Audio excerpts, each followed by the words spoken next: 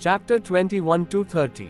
यदि उसने तलवार की तकनीक सीख ली है तो वह एक अत्यंत शक्तिशाली साधना तकनीक को संश्लेषित करने में सक्षम होगा।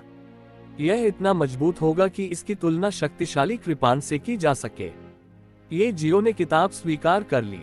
यह कितने का है? मैं आपको पैसे ट्रांसफर कर दूंगा, उन्होंने उदासीनता से कहा। बू हाई ने नाखुश होकर उसकी तरफ देखा। क्या तुम मुझसे मजाक कर रहे हो? आप मुझे किस तरह के व्यक्ति के लिए लेते हैं?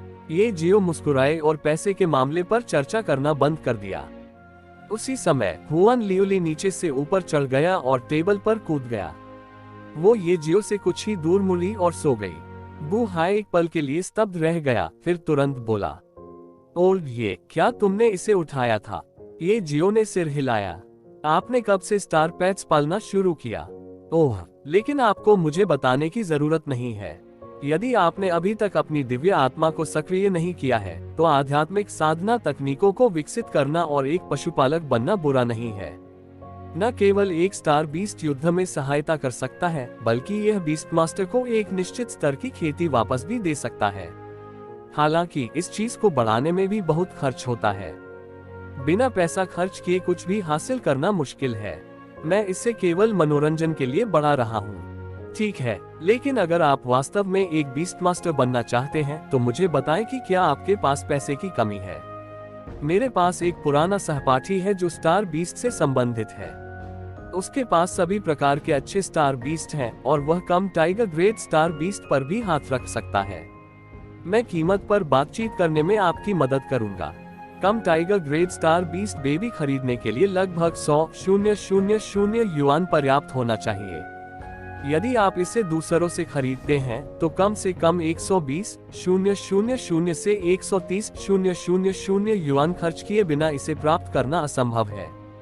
ओह, फिलहाल इसकी कोई जरूरत नहीं है। मैं इसे उठाऊंगा और पहले इसे आजमाऊंगा। इस तथ्य को अलग रखते हुए कि वह एक बीस्ट मास्टर बिल्कुल नहीं बनना चाहता था, स्टार बीस्ट के ग्रेड को 3 ग्रेडों में विभाजित किया गया था। Dragon, tiger, wolf. Phantom cat का ग्रेड निश्चित रूप से ड्रैगन ग्रेड से ऊपर था। वह एक कम tiger grade star beast baby खरीदने के लिए पैसा क्यों खर्च करेगा, जिसे टाइगर ग्रेड भी नहीं माना जाता था। बेशक सबसे महत्वपूर्ण बात यह थी कि एक कम tiger grade star beast baby की कीमत वास्तव में 100,000 है। वह ऐसा कुछ नहीं है जिस पर वह इतना पैसा खर्च करना चाहेगा। बू हाई ने सिर हिलाया। ठीक है, कोई जरूरत हो तो बता देना, मैं पहले जाऊंगा।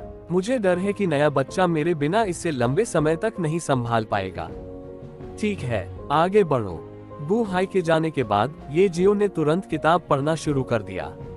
सच कहूं तो वह वास्तव में उस प्राचीन पुस्तक को नहीं समझ पाया, क्योंकि इसमें जो शब्द इस्तेमाल किए गए थे वे सभी प्राचीन थे। हालांकि उनकी दिव्य आत्मा की गोल्डन बुक के बारे में एक अच्छी बात थी। जब तक वह इन शब्दों को एक बार पढ़ लेता है तब तक वह साधना तकनीक को रिकॉर्ड कर सकता है और साधना शुरू कर सकता है। उसे वास्तव में हर शब्द को समझने की जरूरत नहीं थी। पूरी साधना तकनीक को रिकॉर्ड करने के बाद उसने अपनी आत्मा को अपने आप साधना करने दिया, जबकि ये जियो आध्यात्मिक साधना तकनीकों की खोज जारी रखा। आज दोपहर में उन्होंने जो आध्यात्मिक साधना तकनीकों को पढ़ा उससे ये जियो को एक नया दृष्टिकोण देखने को मिला। आध्यात्मिक साधना तकनीक बहुत मजबूत थी। यह इतना मजबूत था कि इसने बालों को सिरे पर खड़ा कर दिया। विशेष रूप से अपनी आध्यात्मिक ऊर्जा को पूरी तरह से नियंत्रित करने और इसे ठीक से प्रसारित करने में सक्षम होने के बाद यह एक ऐसी शक्ति के साथ भी प्रस्फुटित हो सकती है जो आभा के बराबर थी। यदि यह कहा जाए कि किसी की साधना के लिए एक बार में एक दिव्य ग्रैंडमास्टर के स्तर तक कूदना असंभव था, फिर विभिन्न तरीकों से अपनी साधना बढ़ाना भी भविष्य में अपनी शक्ति बढ़ाने का एक तरीका था। हालांकि बहुत कम आध्यात्मिक तकनीकें होने के कारण उन्होंने अपने द्वारा प्रबंधित क्षेत्र में बहुत से लोगों को खोजने का प्रबंधन नहीं किया। डिंग, जब काम के बाद घड़ी की घंटी बजी तो ये जियो ने किताब बंद कर दी और खींच गई। उनके मन में आध्यात्मिक कला की बुनियादी साधना तकनीक केवल 3 तक ही बढ़ी थी। वह शायद अभी भी उन्हें संश्लेषित करने से दूर था। ऐसा लगता है कि मुझे अभी भी अन्य क्षेत्रों में जाकर देखने के लिए एक रास्ता सोचना है। हुआन लियोली मदद नहीं कर सकता था, लेकिन कह सकता था, तुम रात को क्यों नहीं आते? रात में यहाँ कोई नहीं होगा। आपको जो भी किताब चाहिए उसे पढ़ने में कोई समस्या नहीं होनी चाहिए, है ना? ये जियो ने उसकी तरफ देखा। जब आप शौच करते हैं तो क्या आप खाते हैं? हुआन लियूली ने सिर हिलाया। बिल्कुल नहीं, मैं पागल नहीं हूँ। तो जब आपको आराम करना चाहिए तो आप काम क्यों करते हैं? उद्धरण चिन्ह डॉट डॉट डॉट उद्धरण चिन्ह। उसने महसूस किया कि वह वास्तव में ये जियो की गति के साथ नहीं चल सकती थी। अगर वह होती तो दिन में जरूर पढ़ती और रात में पढ़ती। जब तक यह उसकी ताकत को मजबूत कर सकता था, तब तक सोने का क्या मतलब था? वह तभी सोती थी जब उसके दिमाग में कुछ गड़बड़ होती। वास्तव में, हालांकि ये जियो मजबूत बनना चाहता था, उसने अपना सारा ध्यान साधना पर नहीं लगाया। अपने पिछले जीवन में अपनी बीमारी के कारण उन्होंने जीवन को ठीक से अनुभव करने का प्रबंधन नहीं किया। अपने वर्तमान जीवन में वह केवल एक स्थिर, अधिक पूर्ण और अधिक पूर्ण जीवन जीना चाहता था। अगर वह हर मिनट और हर सेकंड साधना पर ध्यान केंद्रित करता, तो उसके पिछले जन्म में अस्पताल के बिस्तर पर लेटने में क्या अंतर था? जीवन अप्रत्याशित था। उसकी साधना कितनी भी मजबूत क्यों न हो, उससे बेहतर कोई न कोई अवश्य होगा। हमेशा उससे ज्यादा मजबूत कोई होगा। यदि वह प्रतिदिन अपनी साधना पर ध्यान केंद्रित करता था और उस जीवन का अनुभव नहीं करता था जो उसे अनुभव करना चाहिए, तो उसकी साधना का क्या मतलब था? चाहे वह कितना भी शक्तिशाली क्यों न हो, यदि वह एक विलक्षण व्यक्ति से मिलता है जो उसे एक पल में मार सकता है। इसलिए वह जो कुछ भी कर सकता है उसे करने के लिए वह अपनी पूरी कोशिश करेगा। रात का खाना खाने के बाद गोल्डन बुक ने पहले से ही मूल तलवार तकनीक के अंतिम पृष्ठ को पूर्णता के लिए तैयार कर लिया था। 9 बुनियादी तलवार तकनीकों को दर्ज करने वाले कागज ने धीरे धीरे एक सुनहरी रोशनी का उत्सर्जन करना शुरू कर दिया। इसे संश्लेषित किया जा सकता है। ये जियाओ किराए के घर में लौट आया और खुद को एक कसकर बंद कमरे में बंद कर लिया। तलवार की तकनीक को संश्लेषित करना शुरू कर दिया।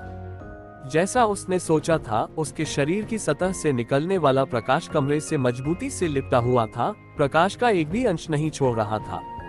जैसे जैसे उन्होंने तलवार की तकनीक विकसित की, पूरा कमरा तलवार की आभा से भर गया। लगातार चक्कर लगाते और गुनगुनाते रहे। तलवार की तकनीक ने उनकी दिव्य आत्मा की गोल्डन बुक पर 9 बड़े शब्द बनाए। खींचना, काटना, स्लैश, टुकड़ा, क्लीव, छुरा भोंकना, झूला, घुमाना, वापस लेना। तलवार निकालने से लेकर तलवार वापस लेने तक एक ही बार में पूरी हो गई। सारी तलवार गति चलती है। वे सभी धीरे धीरे एक साथ मिलकर एक तलवार बनाने लगे। हुआन लियूली को आंगन में मुख्य द्वार की रखवाली करने की व्यवस्था की गई थी। उसने गुस्से से कहा, मैं एक बिल्ली हूँ, रक्षक कुत्ता नहीं। दुर्भाग्य से ये जियो उसकी शिकायत नहीं सुन सकी। रात बहुत जल्दी बीत गई। जब ये जियो अगली सुबह उठा तो 9 बुनियादी तलवार तकनीक पूरी तरह से एक में संश्लेषित हो गई थी। यह हो चुका है। उसने एक और हवा छोड़ी। स्वर्ग समाशोधन तलवार, सफलता। स्वर्ग को तोड़ने वाली तलवार प्रबल कृपाण के समान थी। एक तलवार में तलवार की तकनीक की सर्वव्यापी प्रकृति समाहित थी। वह सर्वोच्च तलवार का इरादा था। इसके भीतर का विकास विविध था।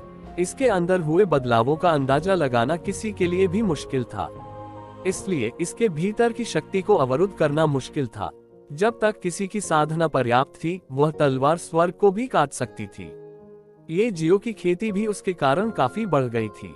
वह जियांटियन 3वीं कक्षा में नहीं था, लेकिन वह वहां पहले से ही आधे से अधिक था। फिर भी जबरदस्त कृपाण, स्वर्ग क्लियन तलवार और सितारों का बैंगनी सागर, जो 2 शीर्ष स्तरीय शारीरिक साधना तकनीकें थीं, और एक शीर्ष स्तरीय मानसिक साधना तकनीक के साथ ये जियो की युद्ध शक्ति सभी प्रकार की समस्याओं को दबाने के लिए पर्याप्त थी। दुश्मन, उन्हें सबसे उत्कृष्ट मार्शल कलाकारों में से एक माना जा सकता है। रात के आसमान के नीचे एक विमान ने जिंग प्रांत से झोउ प्रांत के लिए उड़ान भरी। विमान के प्रथम श्रेणी के केबिन में 2 आकृतियां थीं, एक युवा और एक वृद्ध। मध्यम आयु वर्ग के व्यक्ति की आंखों में अहंकार की झलक दिखाई दी, क्योंकि उसने हान राज्य के एक लोकप्रिय गीत को हल्के से गुनगुनाया। युवक ने चुपचाप खिड़की के बाहर तारों वाले आकाश की ओर देखा। जियान शेंग, आपने इस बार बहुत अच्छा किया। 9 प्रांतों में सबसे अच्छा जिंग प्रांत है और आप पहले से ही वहां के सभी प्रतिभाशाली तलवारबाजों को नीचे उतार चुके हैं। इसे एक अच्छी शुरुआत माना जा सकता है। यदि आप शेष 8 प्रांतों में झाड़ू लगा सकते हैं, तो आपका नाम निश्चित रूप से दुनिया को हिला देगा। उस समय दुनिया में हान राज्य की प्रतिष्ठा एक नए स्तर तक बढ़ जाएगी। युवक का चेहरा उदासीन था और कोई भी उसके हाव भाव में जरा सी भी लहर नहीं देख सकता था। आप बहुत ज्यादा सोच रहे हैं। 9 प्रांत सक्षम लोगों से भरे हुए हैं। आप 5000 साल की सभ्यता और शिनहुओं की विरासत को कैसे कम करके आंक सकते हैं? उदाहरण के लिए जिंग प्रांत के कुछ लोगों को ले। वे सभी किताबों से समझते थे और बिना किसी को पढ़ाए खुद ही पढ़ाई करते थे। फिर भी उनकी तलवार तकनीक की उपलब्धियों ने मुझे पहले से ही खतरे में डाल दिया है। अगर वे मेरे जैसे होते और एक शिक्षक होते तो मुझे डर है कि हम वहां पहले ही हार चुके होते। सेक्शन चीफ जिन के चेहरे पर नाराजगी का भाव झलक रहा था। जियानशेंग, आप 9 प्रांतों को अधिक महत्व देते हैं। मैं मानता हूं कि 9 प्रांतों में वास्तव में 5000 साल की सभ्यता थी और कई सक्षम लोग हैं। हालांकि यह मत भूलो कि पिछले 200 वर्षों में 9 प्रांतों की दुनिया के विभिन्न राज्यों द्वारा योजना बनाई गई थी और स्टार बीस्ट्स के कई बड़े पैमाने पर हमलों का सामना करना पड़ा था। वर्तमान में कई मार्शल आर्ट पहले ही अपनी विरासत और वायदा खो चुके थे। हालांकि पिछले कुछ दशकों में 9 प्रांत सक्रिय रूप से अपनी ताकत में सुधार कर रहे थे, फिर भी 200 साल की चोटों को एक दिन में कैसे ठीक किया जा सकता है? तलवार कला प्रतियोगिता कौशल और तलवार के इरादे के बारे में है, खेती नहीं। आप हान राज्य के मेरे तलवार ऋषि लियू चेंगक्सुन के संरक्षण में हैं और आपने पहले से ही अपने तलवार कौशल को पूर्णता के स्तर तक विकसित किया है। निश्चित रूप से आप हमारे राज्य की प्रतिष्ठा बढ़ाने में सक्षम होंगे। अगला पड़ाव झोंग प्रांत में जियांगहाई शहर है। यह उस क्षेत्र का पहला पड़ाव है। अच्छी तरह से आराम करें और अपने दिमाग को एकाग्र करें। 3 दिन बाद तुम पूरे झोंग प्रांत को भय से कांपने दोगे। पियाओ जियानशेंग ने धीरे से अपनी आंखें बंद कर ली। राज्य की प्रतिष्ठा बढ़ाओ। हान राज्य 9 प्रांतों से विरासत में मिली संस्कृति और इतिहास वाला एक छोटा सा स्थान था। यह पहले से ही संयुक्त राज्य अमेरिका के नियंत्रण में था। वहाँ क्या प्रतिष्ठा है? उन्हें उनकी तथाकथित देशभक्ति में बिल्कुल भी दिलचस्पी नहीं थी। वह केवल एक दुर्जेय मार्शल आर्टिस्ट बनना चाहता था, एक सच्चा तलवार कला मार्शल कलाकार जो अपनी तलवार कला को बेहतर बनाने का प्रयास करता है। ... पलक झपकते ही एक रात बीत गई। जल्द ही अगले दिन काम पर जाने का समय हो गया। ... 2 bean curd buns, 2 bean paste buns, 1 beef bun और 1 कप सोया मिल्क। यह कुल 8 आइटम है। तुमने मुझे 10 रुपये क्यों दिए? आपने कल मेरे द्वारा लिए गए अतिरिक्त बीफ बन की गिनती नहीं की। नौजवान, तुम सच में ईमानदार हो। अगर तुमने मुझे नहीं बताया होता तो मुझे पता नहीं चलता। ये जियो मुस्कुराए और जवाब देने में बहुत शर्मिंदा हुई। ऐसा इसलिए था क्योंकि उस बीफ बन को हुआन लियोली ने चुरा लिया था। जैसे ही वह निकलने ही वाला था कि उसने एक धमाका सुना और उसके बाद चीख पुकार मच गई। एक कार दुर्घटना हुई थी। कोई घायल है? नाश्ते की दुकान की मौसी ने मुंह फेर लिया। जैसे ही उसने बंस पैक किए, वह दुखी होकर बोली, फिर से हर दिन कुछ न कुछ होता है। ये वाकई अजीब है। ये जियो ने सोचा, क्या यहाँ अक्सर कार दुर्घटनाएं होती हैं? जरूरी नहीं, लेकिन हाल ही में उनका कहना है कि ऐसा सप्ताह में लगभग 2 बार हो रहा है। यह वाकई अजीब है। हालांकि जब एक ओझा को बुलाया जाता है तो यह हर बार हमेशा एक अलग मुद्दा होता है। आज पाषाण सिंह प्राप्त करें, कल आड़ू की लकड़ी का दांव प्राप्त करें। कितने ही लोग आते हैं और चले जाते हैं, इसका कोई असर नहीं दिखता। इसके बजाय अधिक से अधिक लोग मरते हैं। अतीत में केवल सामान्य लोग ही मरते थे। इन 2 वर्षों में दिव्य आत्माओं वाले मार्शल कलाकार भी मरने लगे हैं। ये जियो ने कुछ ही दूर गोल चक्कर की तरफ देखा और अपनी भौहों को थोड़ा ऊपर उठाया। एक ग्रैंड मास्टर आत्मिक शरीर नहीं देख सकता था, लेकिन उसने आध्यात्मिक तकनीकों को विकसित किया था ताकि वह आत्मिक शरीर देख सके। फूलों की क्यारी के बीच में सुनहरी बैल की मूर्ति पर स्पष्ट रूप से एक दुष्ट आत्मा बैठी थी। इसने सदियों पुराने कपड़े पहने थे और उस आत्मा को चबा रहा था जिसकी अभी अभी कार दुर्घटना में मृत्यु हुई थी। वह दुष्ट आत्मा शायद काफी लंबे समय से खेती कर रही थी। न केवल इसकी आध्यात्मिक ऊर्जा प्रबल थी, बल्कि इसके चारों ओर का आभामंडल भी बहुत शक्तिशाली था। इसकी आध्यात्मिक ऊर्जा की शक्ति 9वीं कक्षा के एक हॉटियन मार्शल कलाकार की शक्ति के आसपास थी। हालांकि क्योंकि यह एक आत्मिक शरीर था, यहाँ तक कि दादा दादी भी आध्यात्मिक तकनीकों को विकसित किए बिना इसके लिए एक मैच नहीं हो सकते थे। जब वह धीरे धीरे ऊपर चला गया तो उसने बंस और सोया दूध ले लिया। हुआन लियोली, जो उसके बगल में था, उसने बीफ बन को पकड़ रखा था जिसे ये जियो ने अभी खरीदा था और मदद नहीं कर सकता था लेकिन कह सकता था, मास्टर, आप अभी भी उसे पैसे क्यों दे रहे हैं? कल जब मैंने उससे चोरी की तो उसने मुझे नहीं देखा, इसलिए वह आपको इसके लिए कोई परेशानी नहीं देगी। क्योंकि मैं एक इंसान हूँ, मैं वही कर रहा हूँ जो एक इंसान को करना चाहिए। क्या फर्क पड़ता है? मनुष्य अपनी मानव माताओं से पैदा होते हैं और स्टार जानवर अपनी स्टार बीस्ट माताओं से पैदा होते हैं। दोनों का जन्म माँ से हुआ है। हुआन लियोली ने अपनी आंखें घुमाई। उसके लिए ये जियो को समझना बहुत मुश्किल था। स्टार बीस्ट की दुनिया में मजबूत का हमेशा सम्मान किया जाता था और मजबूत कमजोरों का शिकार होता था। दुर्बल ही बलवानों के पैरों तले कुचले जाने के योग्य थे। ये जियो ने उसे बहुत ज्यादा नहीं समझाया। इंसानों में इंसानियत थी। इंसानों और स्टार बीस्ट में यही सबसे बड़ा अंतर था। उस समय जैसे ही वह चल रहा था उसने सीधे दुष्ट आत्मा को देखा। उसकी निगाहें शांत थीं और कोई नहीं बता सकता था कि वह क्या सोच रहा है। बुरी आत्मा सोने के बैल की मूर्ति पर बैठ गई और आत्मा को कुतर दी। आत्मा पर दर्द के भाव इस कदर थे कि उसके चेहरे के भाव एक साथ मुड़ गए थे। हालांकि दुष्ट आत्मा सिर्फ उसके कारण आत्मा को जाने नहीं देती थी। इसके बजाय जितना अधिक आत्मा संघर्ष करती है उतनी ही अधिक उत्तेजित होती है दुष्ट आत्मा।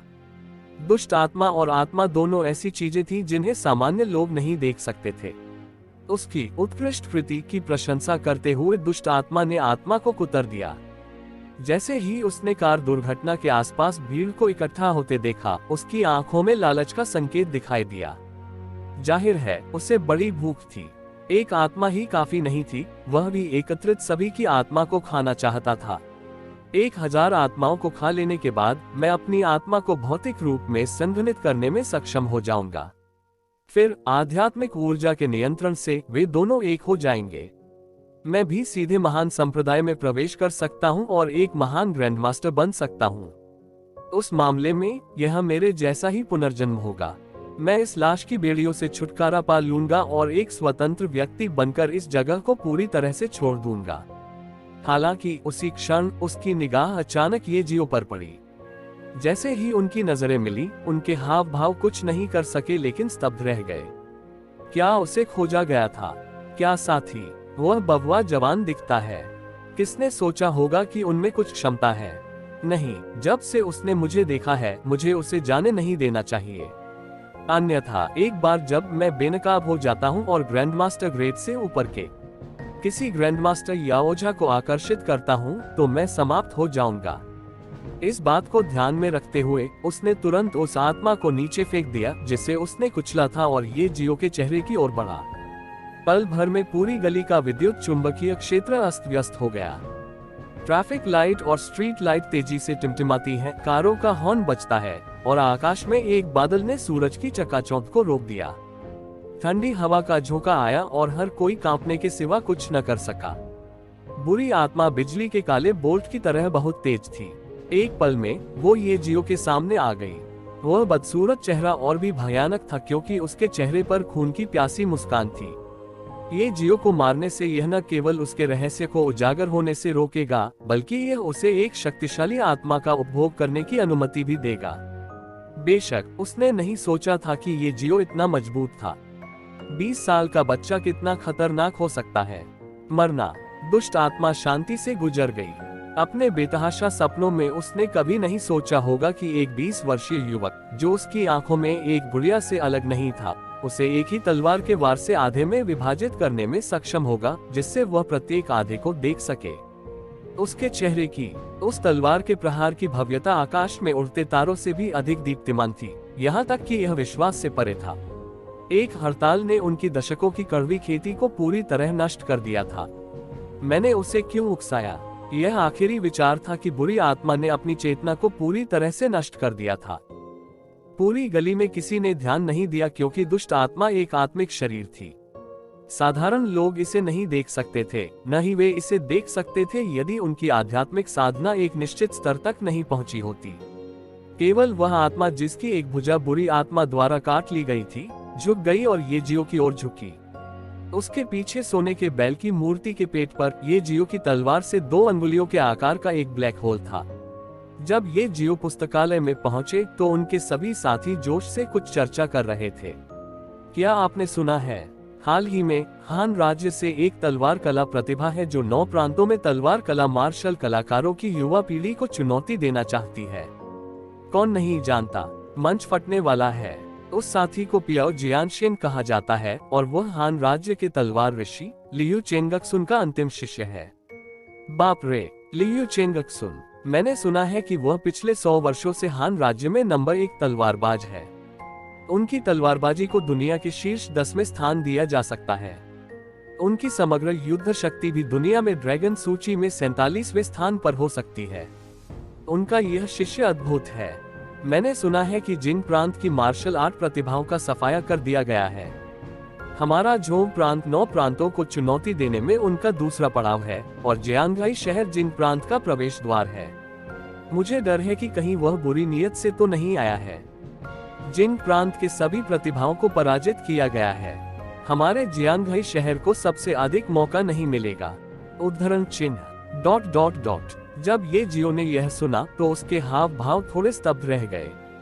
वास्तव में जिन प्रांत में युवा पीढ़ी की प्रतिभाओं को हराने में सक्षम होने के लिए ऐसा लग रहा था कि पियाओ जियानशेन वास्तव में असाधारण थे। ध्यान से सोचने पर समझ में आया। उनके गुरु लियू चेंगक्सुन तलवार कला के मामले में दुनिया के शीर्ष 10 मार्शल कलाकारों में से एक थे। उनकी समग्र युद्ध शक्ति को भी ड्रैगन सूची में स्थान दिया जा सकता है। यह आश्चर्य की बात नहीं थी कि उन्होंने अपने स्तर के एक शिष्य को पढ़ाया था। ये जियो अक्सर किताबें पढ़ता था, इसलिए उसे उस दुनिया की कुछ रैंकिंग की समझ थी। उस दुनिया में एक ड्रैगन सूची और एक बाघ सूची थी जिसमें मार्शल आर्ट में दुनिया के शीर्ष 100 गैर फ्रंट लाइन सैनिक शामिल थे। पहले 50 को सामूहिक रूप से ड्रैगन सूची के रूप में जाना जाता है, जबकि अंतिम 50 को सामूहिक रूप से बाघ सूची के हिस्से के रूप में जाना जाता है। इसके अलावा एक फीनिक्स सूची प्रतीत होती है जो महिला मार्शल कलाकारों के साधना स्तर को रिकॉर्ड करने के लिए समर्पित है। संक्षेप में, जो लोग रैंकिंग बोर्ड में जगह बना सकते थे वे आम लोग नहीं थे। आखिरकार दुनिया के अरबों लोगों से अलग दिखने में सक्षम होना अपने आप में ताकत की एक अत्यंत शक्तिशाली पुष्टि थी। हालांकि उसका उससे क्या लेना देना था। वह सिर्फ एक छोटा प्रशासक था। वह काम पर जाता था, काम के बाद खाना खाता था और रात को सो जाता था। बस इतना ही था। ऊपर पहुंचकर ये जियो ने एक बार फिर पढ़ना शुरू किया। कृपान तकनीक, तलवार तकनीक और मानसिक साधना तकनीक सभी को उच्च स्तरीय साधना तकनीकों में मिला दिया गया था और दिव्य आत्मा की स्वर्ण पुस्तक स्वयं ही खेती कर रही थी। इसके बाद उसे कुछ नए कौशल सीखने और मानसिक शक्ति बढ़ाने पर विचार करना चाहिए। उसे उन सभी को सीखना था ताकि वह कुछ और साधना तकनीकों को सफलतापूर्वक जोड़ सके। सुबह ये जियो पढ़ रही थी। कुछ देर बाद बगीचों की खुशबू उसकी नाक में घुस गई। ये जियो ने अपना सिर थोड़ा ऊपर उठाया और किन युयान की नजर से मुलाकात की। आपको परेशान करने के लिए माफी चाहता हूँ, मैं किताब लौटा रहा हूँ। ये जियो ने सिर हिलाया और उसे जांचने के लिए किताब ले ली। यह ठीक है, मैं इसे बाद में अपलोड करूंगा। मेरे पास भी आपसे पूछने का एक एहसान है। इसके अलावा मुझे इन 2 दिनों में कुछ करना है, इसलिए मैं यहाँ नहीं आ सकता। अगर पुस्तकालय में कोई नई कृपान तकनीक है तो मुझे उस पर नजर रखने के लिए आपको परेशान करना पड़ेगा। ये जियो ने सिर हिलाया। वो लगभग तुरंत समझ सकता था कि किन युयान क्या करने जा रहा है। उनके दादा जियांगहाई शहर में सबसे प्रसिद्ध तलवार कला मार्शल कलाकार थे। वह युवा पीढ़ी के बीच तलवार कला में सबसे अधिक उपलब्धियां हासिल करने वाली व्यक्ति भी थी। चूंकि पियाओ जियानशेन सबसे योग्य प्रतिद्वंद्वी को चुनौती देने के लिए जियांगहाई शहर आया था, वह निश्चित रूप से उसके लिए एक मैच होगी। हालांकि अगर वह उसके खिलाफ जाती तो 80 से 90% संभावना थी कि वह हार जाएगी। हालांकि ये जियो ने पहले कभी पियाओ जियानशेन को नहीं देखा था। वह जानता था कि उसकी तलवारबाजी निश्चित रूप से साधारण नहीं थी, अन्यथा उसके लिए पूरे जिन प्रांत के सभी युवा तलवार कला प्रतिभाओं को पार करना असंभव होगा। जियांगहाई शहर में किन युयान की तलवारबाजी को कुछ हद तक प्रभावशाली माना जा सकता है, लेकिन जिन प्रांत में यह निश्चित रूप से उतना प्रभावशाली नहीं था। इसके अलावा वो उस अवधि के दौरान गुप्त रूप से कृपान तकनीक सीख रही थी। अगर उसकी तलवारबाजी आगे नहीं बढ़ती बल्कि घटती जाती है तो यह चमत्कार होगा अगर वह उसे हरा सकती है।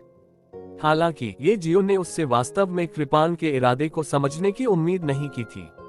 यह शायद उनके द्वारा छोड़े गए कृपाण चिन्ह से सीखा गया था। कृपाण तकनीक की बात करें तो वह लड़की काफी जिद्दी थी। दुर्भाग्य से वह जिस चीज से मुकाबला करेगी वह तलवार तकनीक है, न कि कृपाण तकनीक। यहाँ तक कि अगर किन युयान ने अपनी कृपाण तकनीकों का सबसे अच्छा अभ्यास किया तो संभावना थी कि यह ज्यादा काम का नहीं होगा। उसने अपने दादा को कृपाण तकनीक के अपने अभ्यास के बारे में बताने की भी हिम्मत नहीं की। वह इसे सार्वजनिक रूप से प्रदर्शित करने की हिम्मत कैसे कर सकती थी? क्या यह तुम्हारी बिल्ली है? किन युयान ने हुआन लियुली को उसके बिल्ली के रूप में देखा और तुरंत उसे जमीन से उठा लिया। अति सुंदर, बहुत ही मुलायम। उसने हुआन लियुली के फर को सहलाया। हुआन लियुली अपने गोरे हाथों से बहुत संतुष्ट थी। न केवल उसने विरोध नहीं किया, उसने अपनी बाहों में लेटकर उसका आनंद भी लिया। वह जिस जगह पर रखी थी वह बहुत सुकून देने वाली थी। यह सोफे से भी ज्यादा आरामदायक था। यह नर्म और गर्म था। यह बहुत अच्छा होगा यदि वह हर बार सोते समय यहाँ लेट सके। ये जियो ने उसकी तरफ देखा और उदासीनता से सिर हिलाया। किन युयान का चेहरा हुआन लियुली के फर से रगड़ा गया। उसकी आंखों में गर्मजोशी और ईर्ष्या के निशान दिखाई दे रहे थे। मैं वास्तव में आपसे ईर्ष्या करता हूँ। तुम जो चाहो कर सकते हो, आप भी कर सकते हैं। किन युयान के चेहरे पर एक कड़वी मुस्कान दिखाई दी और वो बिल्ली को पालने में लगी रही। वास्तव में हमारा किन परिवार तलवार कला का एक कुलीन परिवार है। किन परिवार की तलवारबाजी पीढ़ी दर पीढ़ी चली आ रही है। इसे 200 से अधिक वर्षों के लिए पारित किया गया है। मेरी पीढ़ी में यह मुझे भी दिया गया है। इसलिए मेरे दादाजी ने मुझे केवल तलवारबाजी का अभ्यास करने की अनुमति दी। ये जियो ने कोई जवाब नहीं दिया और चुपचाप सुन ली। किन युयान ने बोलना जारी रखा जैसे वो खुद से बात कर रही हो। मुझे नहीं पता कि आप जानते हैं, लेकिन हान राज्य के पियाओ जियानशिंग ने मुझे पहले ही एक चुनौती जारी कर दी है।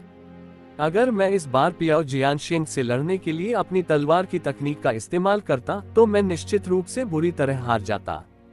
वास्तव में मैं शायद 2 चाल भी नहीं चल पाऊंगा, लेकिन अगर मुझे लड़ने के लिए अपनी कृपाण तकनीक का इस्तेमाल करना होता।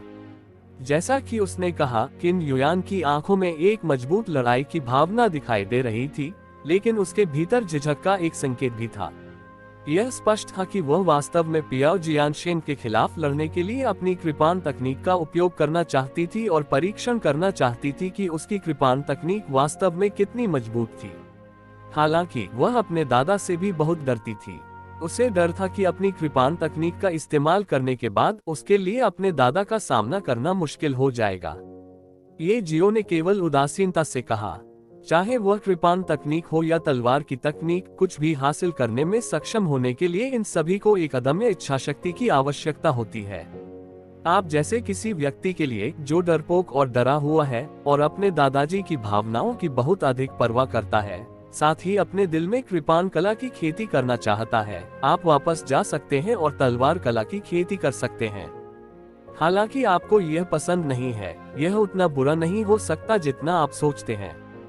किन युयान बड़बड़ाया। उसकी आंखों में भ्रम धीरे धीरे संयम में बदल गया।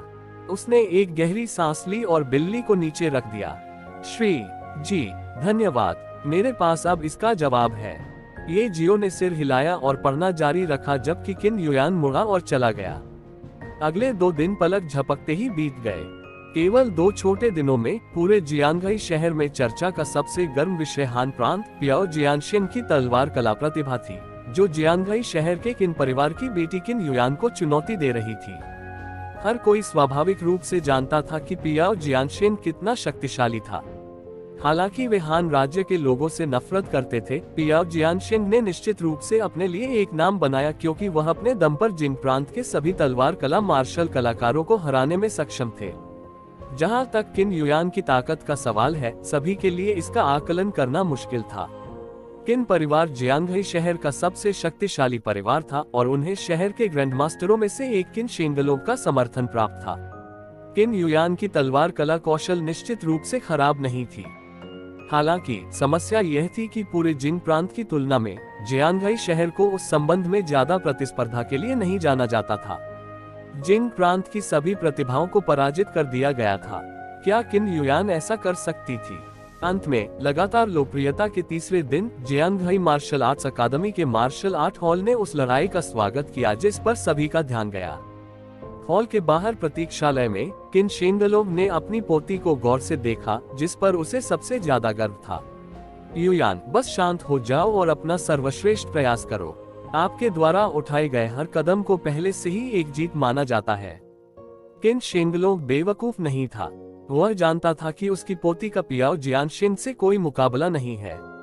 यह ठीक वैसा ही था जैसे किन परिवार की तलवार तकनीक संभवतः जिंग प्रांत के उन कुलीन परिवारों की तलवार तकनीक से अधिक नहीं हो सकती थी। हालांकि जितनी देर वह कायम रही, उतना ही वह किन परिवार की तलवार तकनीक और अपनी प्रतिभा के स्तर को प्रदर्शित कर सकती थी। किन युयान ने एक गहरी सांस ली और अपनी आंखों में दृढ़ संकल्प के साथ कहा, दादाजी, मैं 21 साल से आपके संरक्षण में हूँ। उन वर्षों में मैंने आपकी हर बात सुनी है और किन परिवार की पुश्तैनी शिक्षाओं के खिलाफ जाने की कभी हिम्मत नहीं की। हालांकि आज की लड़ाई 9 प्रांतों के सम्मान से संबंधित है और यह मेरे भविष्य के मार्शल पद से भी संबंधित है। इस बार चाहे मैं कुछ भी करूं, मुझे आशा है कि दादाजी मुझे समझेंगे और मेरा समर्थन करेंगे। किन शेंगलांग दंग रह गया। उसने किन युयान को कुछ उलझन से देखा। युयान, तुम्हारा मतलब है? किन युयान अपने दादा के पीछे से मार्शल आर्ट हॉल की ओर चली। मैं यह मैच जीतना चाहता हूँ। किन शेंगलोव का शरीर अचानक कांप गया और फिर उसकी भौहें फड़क गईं। उसे बुखार है या कुछ और? सिर हिलाते हुए वह उसका पीछा करने लगा। मार्शल आर्ट हॉल में पियाओ जियानशिन सुबह से ही मंच पर खड़ा था। आसपास के स्टैंड में कई लड़कियां पियाओ जियानशिन आई लव यू जैसे शब्द चिल्ला रही थी, जिससे कई लड़कों के चेहरे गुस्से से झुलस गए। पियाओ जियानशिन का लुक वाकई बुरा नहीं था, जिसने कई लड़कियों को आकर्षित किया। हालांकि पियाओ जियानशिन ने अपने हाथों को अपनी पीठ के पीछे रखा और अपनी आंखें थोड़ी बंद कर ली, जैसे कि आसपास के शोर का उससे कोई लेना देना नहीं था। यह तब तक नहीं था जब तक कोई आवाज नहीं आई कि उसने अचानक अपनी आंखें खोल दी। किन युयान यहाँ है। मानो लड़कियों से लड़ने के लिए कुछ लड़के भी ठहाके लगाने लगे। सीनियर किन, आई लव यू। किन, उस दिखावटी चंप को हराओ। पियाओ जियानशिन ने अपनी आंखें खोली। उसकी आंखों में आश्चर्य का एक संकेत चमक उठा, लेकिन वह जल्दी से शांत हो गया। एक असली मार्शल आर्टिस्ट को कभी भी मार्शल आर्ट के अलावा किसी और चीज में ज्यादा दिलचस्पी नहीं होगी। भले ही किन युयान वास्तव में नश्वर दुनिया से परे सुंदर थी, लेकिन यह उसकी अपनी ताकत में सुधार करने की तुलना में बहुत कम सार्थक था। किन शेंगलोव भी स्टैंड पर गया और प्रोफेसर डू चानफेन के पास बैठ गया। यह कैसा है? क्या युयान ठीक है? डू चानफेन ने पूछा। किन शेंगलोव ने आह भरी। मुझे बहुत यकीन नहीं है। मुझे लगता है कि वह आज थोड़ी अजीब है। अनोखा। डू चानफेंग ने किन युयान को मैदान पर देखा और कुछ अजीब महसूस किया। इस बच्चे की आंखें कितनी दृढ़ हैं। मैं भी निश्चित नहीं हूँ। उसने वास्तव में कहा था कि वह पियाओ जियानशिन के खिलाफ जीतना चाहती है। क्या आपको लगता है कि वह किसी चीज से प्रेरित है? डू चानफेंग के शिष्य संकुचित। इस बच्चे की आस्तीन में कुछ हो सकता है। अखाड़े में लड़ाई जल्द ही शुरू हो गई। हान राज्य के सेक्शन चीफ जिन ने कहा, इस मैच में दोनों पक्षों को अपनी खेती को 5वीं कक्षा तक दबा देना चाहिए। जिन हथियारों का इस्तेमाल किया जाना चाहिए वे लोहे की तलवारें हैं। यदि आप नियमों का उल्लंघन करते हैं तो आपको स्वचालित रूप से हारे हुए घोषित कर दिया जाएगा। हताहतों के मामले में उल्लंघनकर्ता को सभी परिणाम भुगतने होंगे। अगर कोई आपत्ति नहीं है तो प्रतियोगिता शुरू हो जाएगी।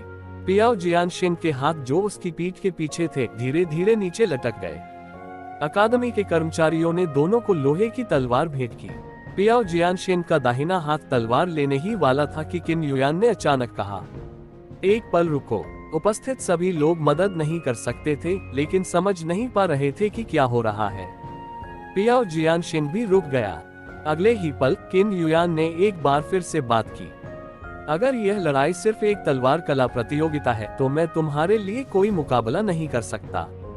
इस तरह की लड़ाई व्यर्थ है, इसलिए मैं हार मानता हूँ। एक बार ये शब्द कहे जाने के बाद पूरी भीड़ हंगामा करने लगी, खासकर किन शेंगलोव। क्या वह पागल हो गई है? वो क्या कर रही है? डू चांगफेंग ने कुछ असामान्य महसूस किया और उसे वापस पकड़ लिया। ओल्ड किन, जल्दी मत करो, देखो और इंतजार करो। फिर जब हर कोई चर्चा कर रहा था, किन युयान ने स्पष्ट रूप से कहा, हालांकि मैं एक अन्य प्रकार की मार्शल आर्ट का उपयोग करके आपको चुनौती देना चाहता हूँ। पियाओ जियानशेंग थोड़ा चिंतित था। कैसी मार्शल आर्ट? कृपाण कला। इसी एक शब्द से उन्होंने एक बार फिर हंगामा खड़ा कर दिया। क्या किन परिवार तलवारों का इस्तेमाल नहीं करता है? वह कृपाण का उपयोग क्यों करना चाहती है? वह क्या कर रही है? किन शेंगलोग ने तुरंत मेज पर थप्पड़ मारा और उठ खड़ी हुई। जब किन युयान ने अभी अभी हार मान ली, तब भी वह इतना उग्र नहीं था। यह डी येमिन लड़की, क्या वह किन परिवार को अपमानित करने की योजना बना रही है? उसने वास्तव में कृपाण तकनीकों का अभ्यास किया। हालांकि डू चांगफेंग ने फिर भी उसे मजबूती से पीछे रखा। ओल्ड किन, आइए प्रतीक्षा करें और देखें। उसकी आंखों में उत्साह का एक हल्का निशान था। अखाड़े में सेक्शन चीफ जिन ने तुरंत आपत्ति जताई। नहीं, हम यहाँ 9 प्रांतों के तलवार कला मार्शल कलाकारों को चुनौती देने के लिए हैं। हम कृपाण तकनीकों के उपयोग को स्वीकार नहीं करेंगे। वे मूर्ख नहीं थे। आखिरकार 9 प्रांत विशाल थे और सभी प्रकार की मार्शल आर्ट से अनगिनत प्रतिभाएं थीं। केवल तलवार कला मार्शल कलाकारों के खिलाफ प्रतिस्पर्धा 9 प्रांतों के भीतर बड़ी संख्या में प्रतियोगियों को कम कर सकती है। अन्यथा अगर कृपाण, चाकू, बंदूकों और मुट्ठियों का इस्तेमाल करने वाले सभी एक साथ आ जाएं, तो यह पियाओ जियानशेंग की सफलता दर को बहुत कम कर देगा। हालांकि पियाओ जियानशेंग ने किन युयान को बड़ी दिलचस्पी से देखा। किन परिवार तलवारबाजी पर ध्यान केंद्रित करता है। क्या आपने गुप्त रूप से कृपाण तकनीक सीखी? किन युयान ने सिर हिलाया। फिर आपने इसे कितने समय के लिए सीखा? 2 महीने से भी कम। सभी में फिर हड़कंप मच गया। यह लड़की वाकई पागल है। सीनियर किन क्या कर रहा है? क्या वह मूर्ख है? उसने तलवार कला का उपयोग नहीं किया जिसका वह 10 से 20 वर्षों से अभ्यास कर रही थी, बल्कि उसने कृपाण कला का उपयोग किया जिसका वह 2 महीने से अभ्यास कर रही थी। उद्धरण चिन्ह। भीड़ की संदिग्ध आवाजों के बीच पियाओ जियानशेंग ने किन युयान को देखा। उसकी आंखों में दृढ़ संकल्प देखकर उसने आखिरकार सिर हिलाया। ठीक है, हो जाए। पियाओ जियानशेंग ने चुनौती स्वीकार की। वह पहली बार था जब उसने एक चुनौती स्वीकार की थी जो तलवार कला की लड़ाई नहीं थी। शायद इसलिए कि वो जिज्ञासु था, या शायद इसलिए कि वो किन युयान की आंखों में दृढ़ संकल्प से उत्सुक था। उसे लगा कि वह उस लड़ाई के लिए राजी हो सकता है। अनुभाग के प्रमुख जिन ने ठंडी ठंडी अभिव्यक्ति के साथ कहा, पियाओ जियानशेंग, गड़बड़ मत करो।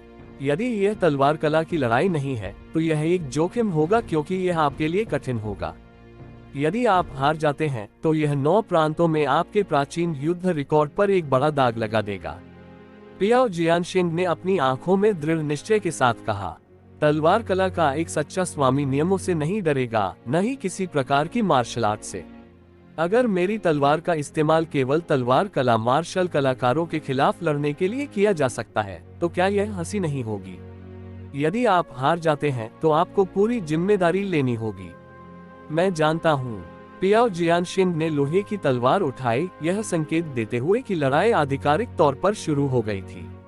आपको धन्यवाद। किन युयान ने उसे धन्यवाद दिया और तुरंत लंबी कृपाण वाली म्यान में बदल गई। जब किन शेंगलोग ने यह देखा तो वह इतने गुस्से में था कि उसने अपनी दाढ़ी उड़ा ली और उसकी तरफ देखने लगा। यह मनहूस लड़की वास्तव में मेरी पीठ के पीछे चली गई और चुपके से कृपाण तकनीक सीखी। क्या वो किन परिवार से अलग होना चाहती है? उसके खत्म होने के बाद मैं उसका उपनाम हटा लूंगा। डू चांगफेंग को नहीं पता था कि हंसना है या रोना है क्योंकि उन्होंने सांत्वना दी। ओल्ड किन, आपको अपने सोचने के तरीके को बदलने की जरूरत है। किन परिवार की तलवार तकनीक इस दुनिया में सबसे मजबूत तलवार तकनीक नहीं है और तलवार का तरीका इस दुनिया में सबसे मजबूत मार्शल आर्ट भी नहीं है। अगर बच्चे के पास एक बेहतर रास्ता है तो क्या वह बेहतर नहीं होगा? बेहतर मेरे एसेस। उसने मेरे मार्गदर्शन में तलवार की तकनीक की खेती की। वह अपने दम पर सीखी गई कृपाण तकनीकों का क्या कर सकती है? देखो और इंतजार करो। मंच पर दोनों ने 5वीं कक्षा से नीचे की अपनी खेती को दबा दिया।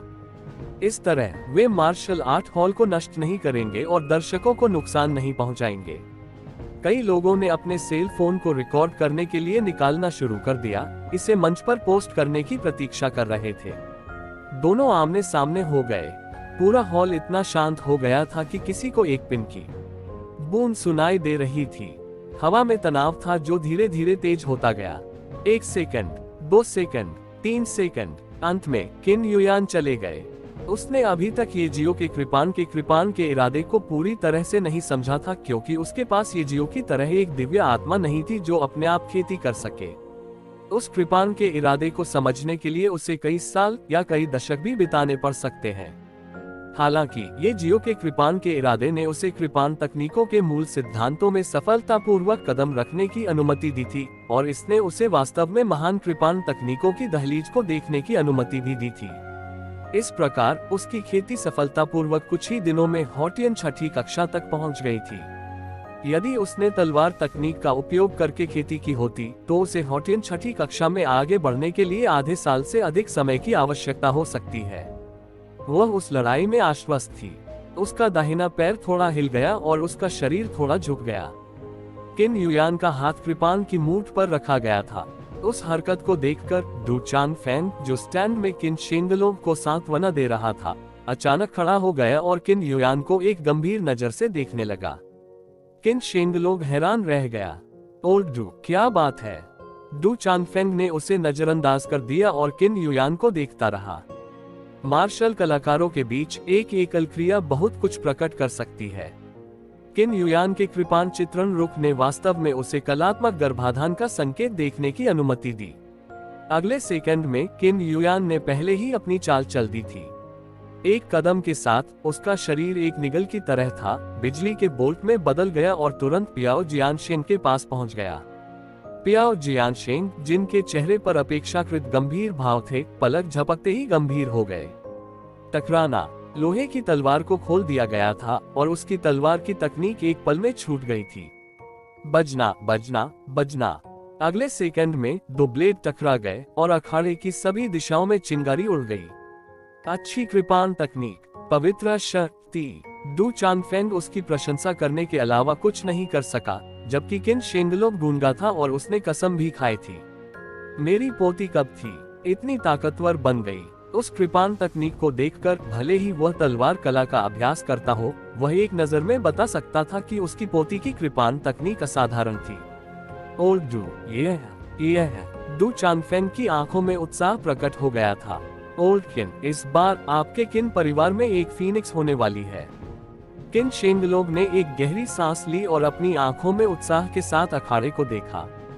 Do Chan Feng Jingdu martial arts अकादमी में भी सबसे मजबूत मार्शल कलाकारों में से एक थे। इसके अलावा उन्होंने कृपान तकनीकों का अध्ययन करने में विशेषज्ञता हासिल की।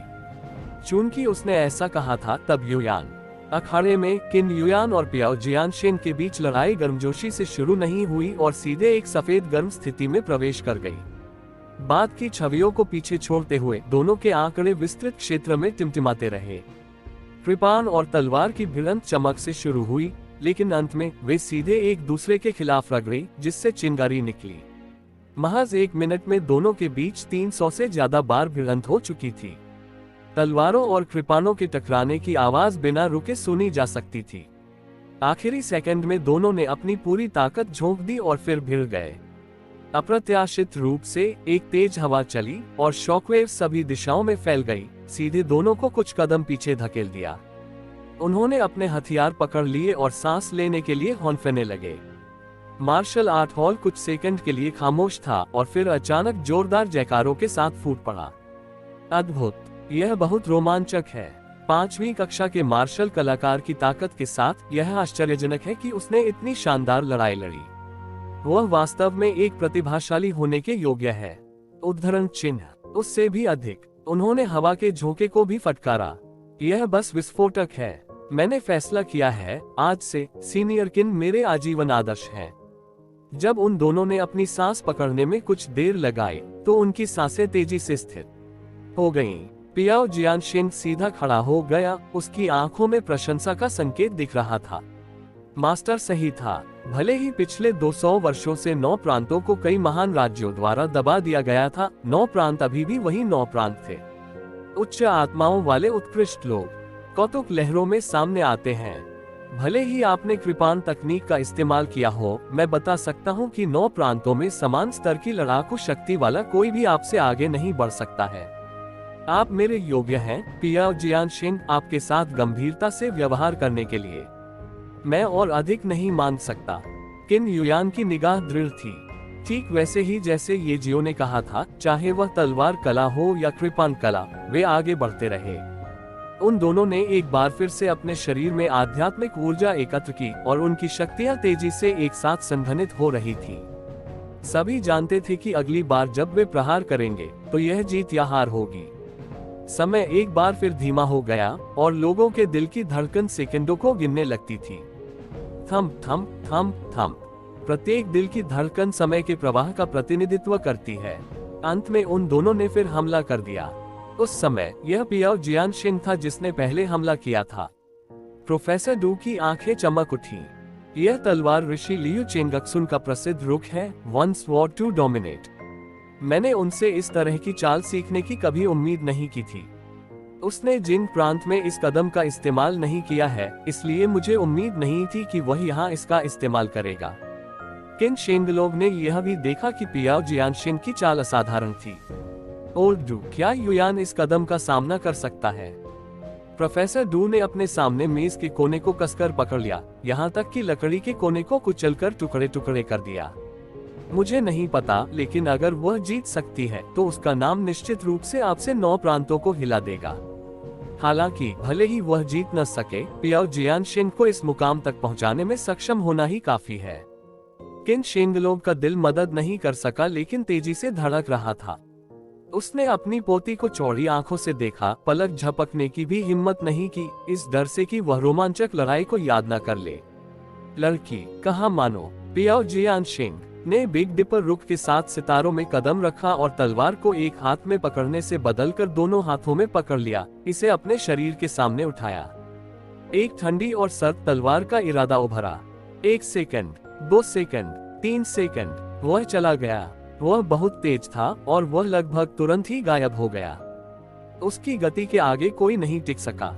जिस दिशा में वह आगे बढ़ रहा था, उसके आधार पर वे केवल उसकी स्थिति का न्याय कर सकते थे। जिस क्षण पियाओ जियानशिन ने अपनी चाल चली, किन युयान भी हिल गया।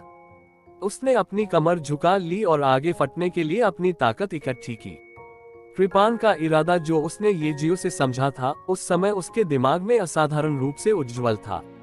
केवल जीवन और मृत्यु की सीमा पर ही वह उस कृपाण इरादे को बेहतर ढंग से समझने और समझने में सक्षम होगी। कृपाण सभी शस्त्रों का अधिपति था। उसके सामने कोई भी दुश्मन क्यों न हो, वह अजेय शक्ति के साथ आगे बढ़ेगी और सब कुछ हरा देगी। हालांकि वह पियाओ जियानशिन से एक कदम पीछे थी, लेकिन कृपाण की गति आसानी से उसके लिए तैयार हो गई। सभी ने केवल 2 फ्लैश के आंकड़े महसूस किए। अगले ही पल अचानक एक बड़े विस्फोट के साथ पूरा अखाड़ा फट गया। बूम! विशाल विस्फोट ने एक शॉकवेव बनाया जिसने अनगिनत छात्रों को मारा और उन्हें अपना संतुलन खो दिया। हालांकि डू चांगफेंग और किन शेनलोंग अपनी बेहद मजबूत खेती के कारण शॉकवेव से प्रभावित नहीं थे, फिर भी वे सदमे में थे। एक जीनियस था। उन दोनों ने अपनी खेती को हॉटियन क्षेत्र की 5वीं कक्षा तक दबा दिया था, फिर भी वे इतनी लड़ाकू ताकत के साथ बाहर निकलने में सक्षम थे। यह कम से कम हॉटियन क्षेत्र की 6ठी कक्षा के बराबर था। यह एक सामान्य व्यक्ति की सीमा थी और वे इतनी ताकत से फूट भी नहीं सकते थे। जब उतार चढ़ाव तितर बितर हो गए तो सभी ने अपने शरीर को स्थिर कर लिया। पियाओ जियानशिन पहले ही उस स्थान पर पहुंच चुका था जहां किन युयान अभी खड़ा था, और किन युयान भी उस स्थान पर खड़ा था जहां वह अभी खड़ा था। वे दोनों एक दूसरे की ओर पीठ करके खड़े हो गए। पूरा मार्शल आर्ट हॉल मौत के घाट उतार दिया गया। सबकी आंखें खुली हुई थीं। वे जोर जोर से सांस लेने की भी हिम्मत नहीं करते थे। जो कुछ बचा था वह उनके मन में लगातार उनके दिल की धड़कन की आवाज थी। 1 second, 2 second, 3 second, 4 second, 5 second, split. अंत में किन युयान ने एक कौर खून थूका और जमीन पर गिर पड़ा। खांसी खांसी।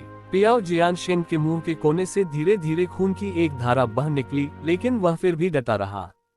इसका मतलब था कि वह जीत गया था। किन युयान अभी भी हार गई थी, लेकिन उसने पियाओ जियानशेन से लड़ने के लिए 2 महीने के कृपान कला प्रशिक्षण का इस्तेमाल किया था, जिसने 20 से अधिक वर्षों से तलवार कला की खेती की थी।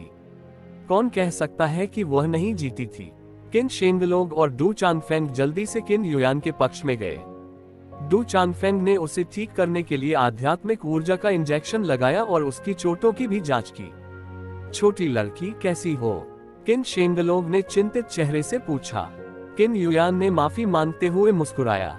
आई एम सॉरी दादाजी, मैंने तुम्हें शर्मिंदा किया है।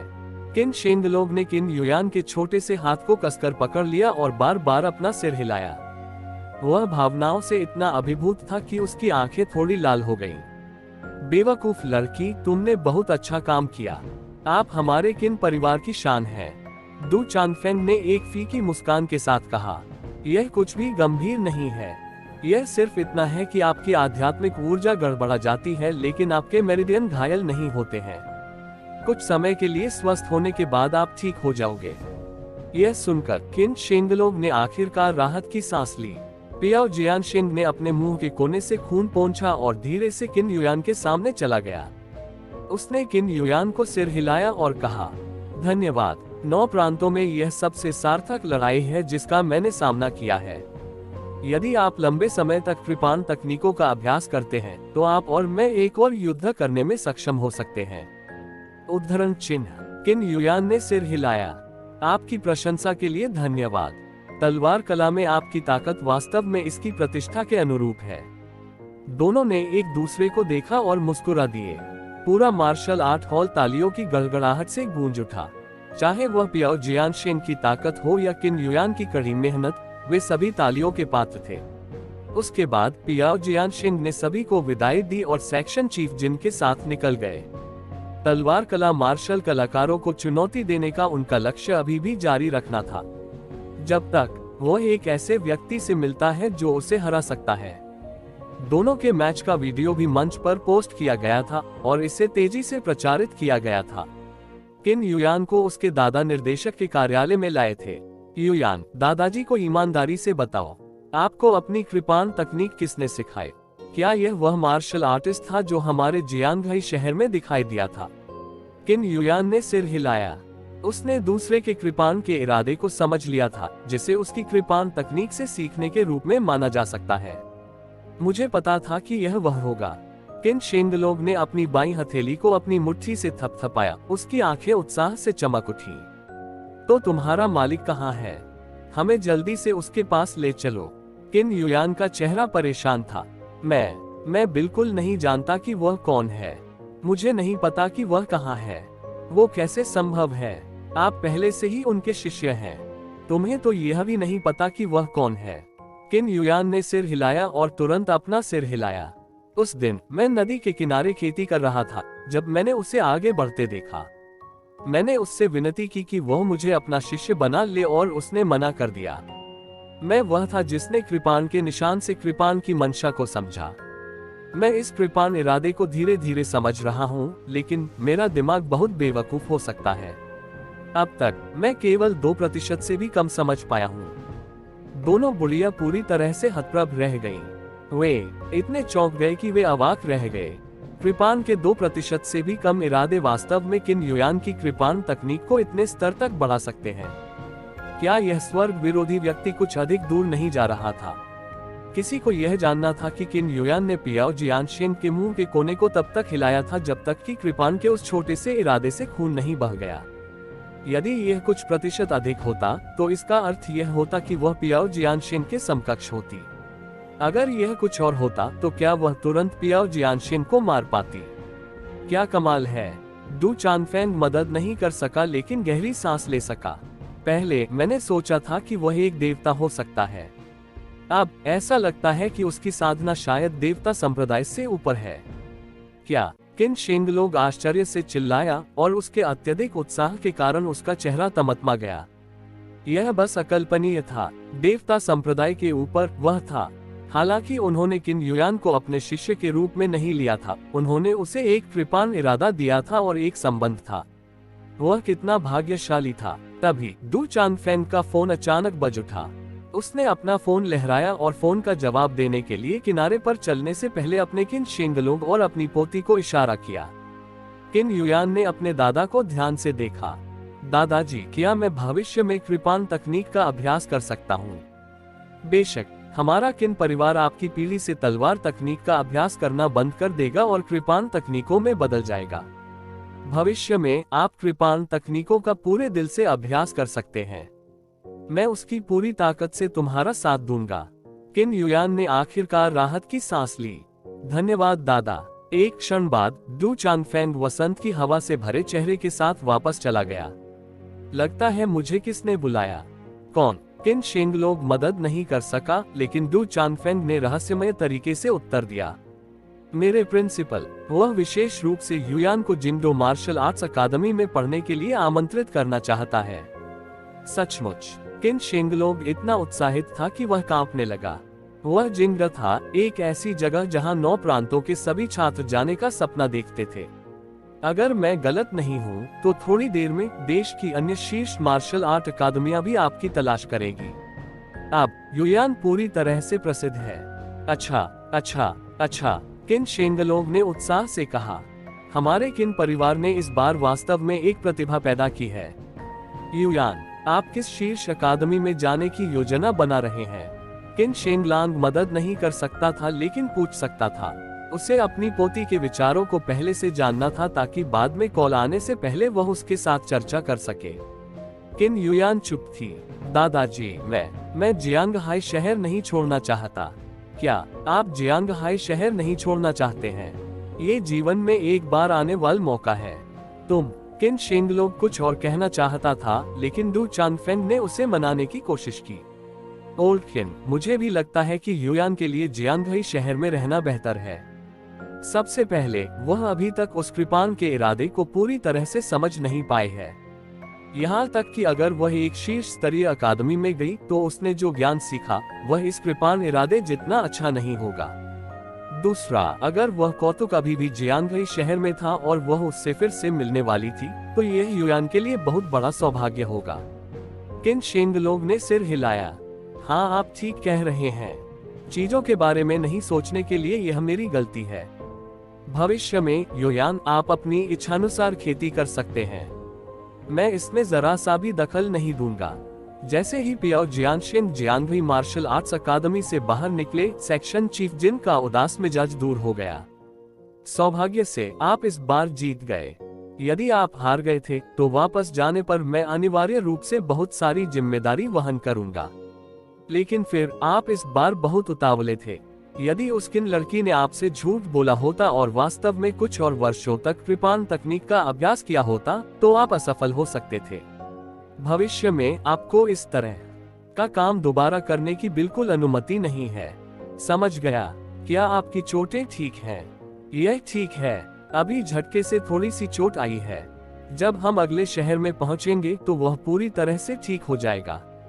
फिर मैं तुरंत टिकट बुक कर दूंगा। 9 प्रांतों में हाई स्पीड रेलवे विश्व प्रसिद्ध है। छोटे शहरों के बीच जाने के लिए हवाई जहाज लेने की जरूरत नहीं है। पियाओ जियानशिंग ने सिर हिलाया। उन दोनों ने टैक्सी नहीं ली बल्कि पैदल ही आगे बढ़ गए। दोनों मार्शल आर्टिस्ट धीमी गति से बहुत दूर थे, इसलिए कभी कभार टहलने जाने से कोई फर्क नहीं पड़ता था। वे पुल को पार कर जियांगहाई शहर के केंद्र में पहुंचे। जैसे ही वे एक गोल चक्कर पर पहुंचे, पियाओ जियानशिंग अचानक रुक गया। क्या चल रहा है? धारा प्रमुख जिन मदद नहीं कर सके लेकिन भौहें। पियाओ जियानशिंग की अभिव्यक्ति अतुलनीय रूप से गंभीर थी, जैसे उसने दूसरे के शब्द नहीं सुने हो। वह धीरे धीरे गोल चक्कर के बीच में सोने के बैल की मूर्ति की ओर चल पड़ा।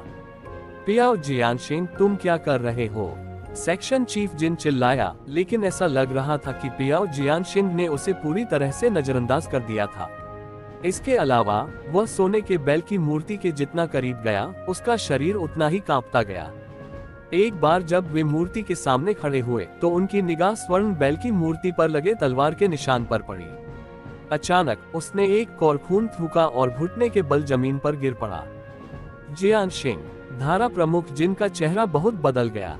वह तुरंत दौड़ा और पियाओ जियानशिंग के कंधे पर हाथ रखा। तुम ठीक तो हो ना? क्या हुआ? क्या आपको अभी अभी लड़ाई में आंतरिक चोटें आई हैं? पियाओ जियानशिंग ने फिर भी उसे सीधे जवाब देने से इनकार कर दिया।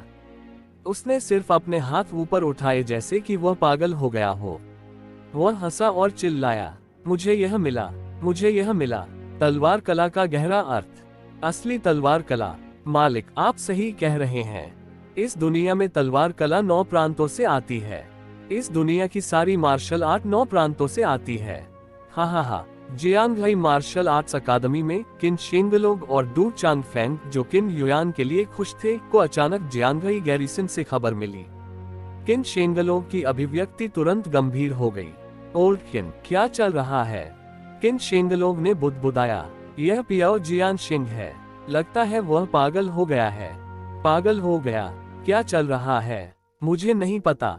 मैंने सुना है कि वह हमारे शहर में एक चौराहे पर बैठा है। एक नागरिक ने गैरिसन को इसकी सूचना दी और अनुभाग प्रमुख जिन ने उन्हें मुझे सूचित करने के लिए कहा, इसलिए उन्होंने फोन किया। डू चांगफेंग की अभिव्यक्ति थोड़ी गंभीर थी। चलो जल्दी करो और देखो। कोई बात नहीं, वह हान राज्य से है और यह कूटनीति का मामला है। हम लापरवाह नहीं हो सकते। किन शेंगलोग ने सिर हिलाया और उन तीनों ने तेजी से पीछा किया। डू चांगफेंग जिन प्रांत के प्रोफेसर थे और किन शेंगलोग ग्रैंड मास्टर थे, वे तीनों 2 मिनट से भी कम समय में गोल चक्कर तक पहुंचने में सक्षम थे। दूर से ही वे सेक्शन चीफ जिनकी चिल्लाहट सुन सकते थे। कई राहगीर भी थे जो उन्हें घेर रहे थे, उनकी ओर इशारा कर रहे थे। कोई नहीं जानता था कि क्या हो रहा है। क्या तुम पागल हो? आप यहाँ खेती करना चाहते हैं? 9 प्रांतों के तलवार कला मार्शल कलाकारों को चुनौती देने के बारे में क्या हाल है मास्टर जी? वे तीनों भीड़ को पार कर गोल चक्कर के फूलों की क्यारी के किनारे आ गए। उन्होंने देखा कि पियाओ जियानशिंग एक श्रद्धालु आस्तिक की तरह फूलों की क्यारी पर सुनहरे बैल की मूर्ति के सामने क्रॉस लेग बैठे हैं, सीधे बैल के शरीर पर तलवार के निशान को घूर रहे हैं। सेक्शन चीफ जिन उन्हें जमकर डांट रहे थे। गैरिसन टीम के कुछ सदस्य ऐसे भी थे जिनके बेबस भाव थे। बाप रे बाप, यह तलवारबाजी अविश्वसनीय है। किन शेंगलोग और डू चांगफेंग ने आने पर ही उस पर एक नजर डाली थी। उनके शिष्य तुरंत सिकुड़ गए और उनकी सांसें जम गईं। उनके शरीर के सारे बाल सिरे पर खड़े होने लगे। हालांकि किन युयान ने अब तलवार कला की खेती नहीं की थी, उसके पास अनुभव था। इसलिए भले ही वह अपने दादा की तरह एक नजर से गहराई से नहीं देख सकती थी, फिर भी वह सदमे के निशान महसूस कर सकती थी, जिससे वह हल्का हो गया।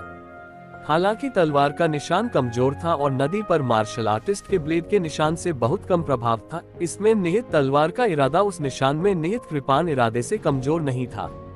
कृपाण का इरादा अभी भी किन युयान के दिमाग में था, इसलिए वो सीधे दोनों के बीच के अंतर की तुलना कर सकती थी। यह लगभग नगण्य था। जियांगहाई शहर में वास्तव में एक तलवारबाज था। उस स्वॉर्डमास्टर की ताकत उस रहस्यमय मार्शल आर्टिस्ट से बिल्कुल भी कम नहीं थी। उसी समय गैरिसन टीम के सदस्य चले गए। निर्देशक किन, इस मामले के बारे में यह मुझ पर छोड़ दो। उन्हें तितर बितर करने के लिए कहो। उद्धरण चिन्ह। हाँ, गैरिसन टीम के सदस्यों ने भीड़ पैदा करने से बचने के लिए दर्शकों को तुरंत खारिज कर दिया। किन शेंगलोग और अन्य लोग गोल चक्कर के चारों ओर फूलों की क्यारी पर कूद गए और पियाओ जियानशिंग की तरफ आ गए। पियाओ जियानशिंग, आपने इस तलवार के निशान की खोज कैसे की? पियाओ जियानशिंग अंत में अपनी नींद से जाग गया और उन तीनों को देखने के लिए मुड़ा। मैं बस इसे देखने के लिए हुआ। मैं जियांगहाई शहर में खेती करने की तैयारी कर रहा हूँ। जब मैं इस तलवार के इरादे को समझूंगा तो निकल जाऊंगा। निर्देशक किन, यह नियमों के खिलाफ नहीं होना चाहिए, है ना? यह है। किन शेंगलोग की भौहें उठी और फिर उसने सिर हिलाया। वह कुछ नहीं कह सकता था। हालांकि वह तलवार का निशान बहुत मजबूत था और 9 प्रांतों का एक उद्देश्य था। ऐसा कोई कानून नहीं था जो दूसरों को इसे देखने से रोकता हो। आखिरकार यह 9 प्रांतों का रहस्य नहीं था। सच कहूं तो पियाओ जियानशिंग को तो छोड़ ही दें, यहाँ तक कि वह उस सोने के बैल को हर दिन निशान का अध्ययन करने के लिए वापस लाना चाहता था। वह तलवार चलाने वाला बहुत मजबूत था, इतना मजबूत कि पियाओ जियानशिंग जैसा प्रतिभाशाली व्यक्ति भी उसके अधीन हो जाएगा। सेक्शन चीफ जिन ने आंखें मूंद ली। पियाओ जियानशिंग ने अभी अभी उसकी उपेक्षा की थी, इसलिए उसे नहीं पता था कि पियाओ जियानशिंग ने ऐसा क्यों किया। अब उसे समझ में आया कि सोने के बैल पर तलवार के निशान का तलवार का इरादा था। यह एक अत्यंत मूल्यवान वस्तु होनी चाहिए, खांसी खांसी। उन्होंने हल्के से खांसते हुए तुरंत कहा, निर्देशक किन, यह कैसा रहेगा? क्या आप हमें यह सुनहरा बेल खरीदने दे सकते हैं? हम कितना भी पैसा खर्च करने को तैयार हैं। अनुभाग प्रमुख जिन के विचार सरल थे, चूंकि पियाओ जियानशिंग ने भी सोने के बेल पर तलवार के निशानों को इतना महत्व दिया था, जो यह साबित करने के लिए पर्याप्त था कि यह कितना शक्तिशाली था। क्या होगा यदि उसने इसे खरीदा और अधिक लोगों को इसे देखने की अनुमति दी? इसका मतलब यह होगा कि वह बड़ी संख्या में तलवार कला मार्शल कलाकारों को हान राज्य में आकर्षित कर सकता था। किन शेंगलोंग ने उपहास किया। एक चतुर बुरे आदमी के रूप में वह धारा प्रमुख जिन के विचारों के माध्यम से कैसे नहीं देख सकता था। मुझे खेद है, लेकिन हम इस मूर्ति को नहीं बेच रहे हैं। इसे स्थानांतरित कर जियांगई मार्शल आर्ट अकादमी में रखा जाएगा। दुनिया में हर कोई जानता था कि हान राज्य के लोग कितने बेशर्म होते हैं।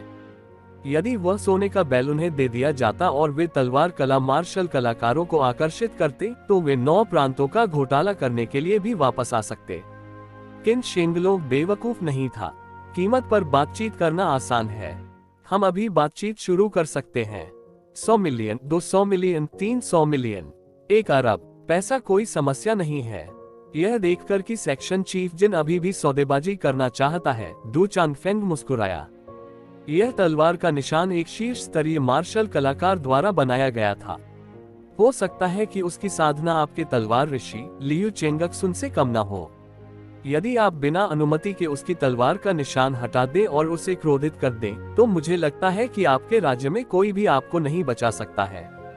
उद्धरण चिन्ह। इतना कहते ही सेक्शन चीफ जिन के पसीने छूट गए।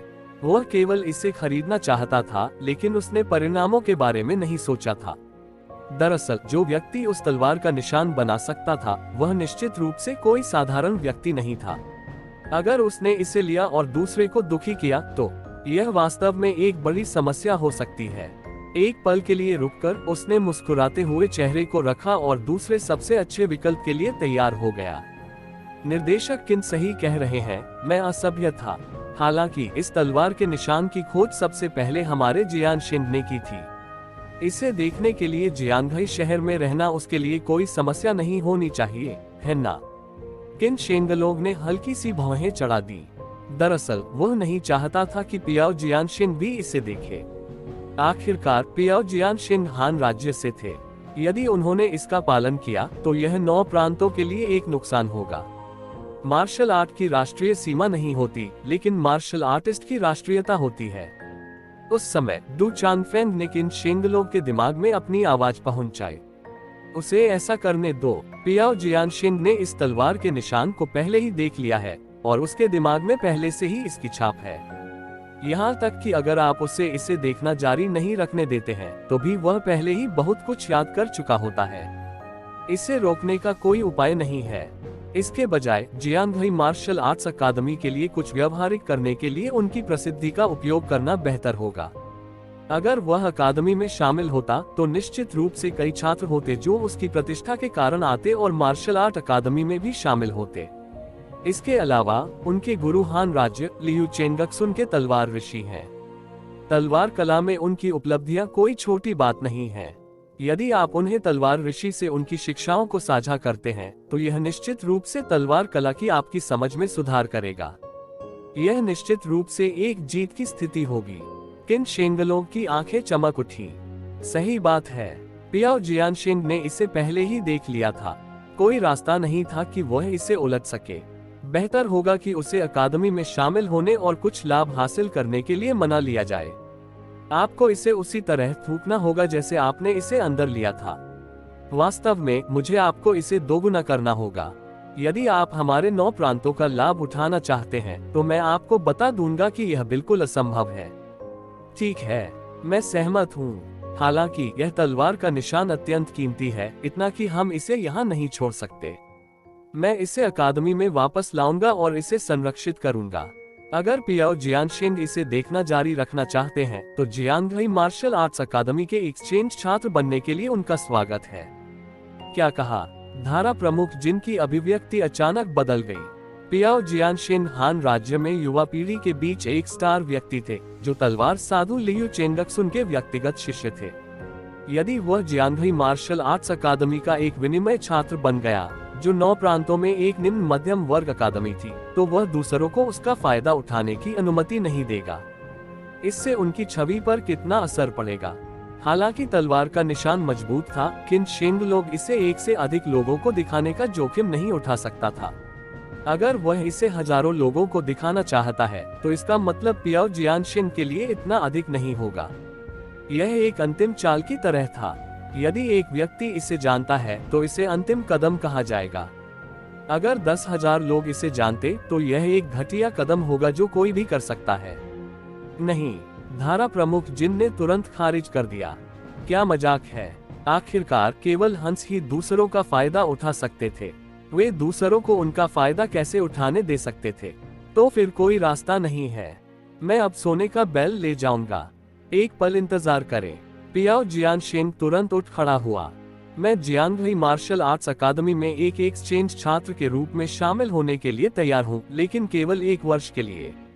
तुम पागल हो। सेक्शन चीफ जिन मदद नहीं कर सकते थे, लेकिन दहाड़ सकते थे, जबकि पियाओ जियानशिन ने फिर से कहा, मैं पागल नहीं हूँ।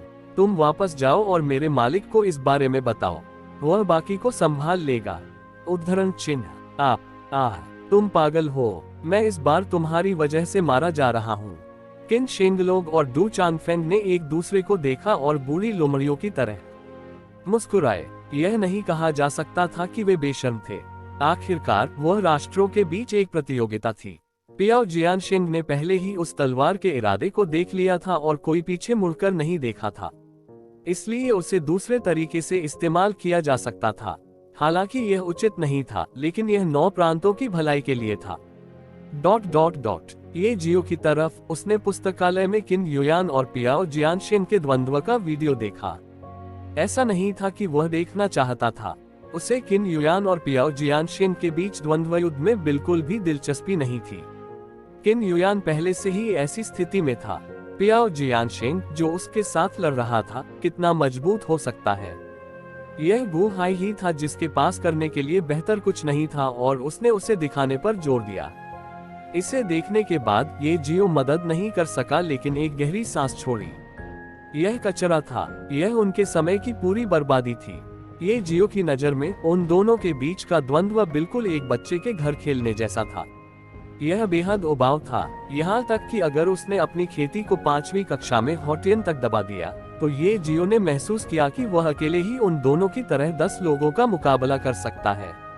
पियाओ जियानशिन थोड़ा बेहतर था, लेकिन उसकी नजर में वह अभी भी कचरा था। यह कैसा है? और ये है ना कमाल। ये जियो ने जवाब में सिर हिलाया। बहुत बढ़िया, बहुत बढ़िया। वहाँ कुछ और भी भयानक है।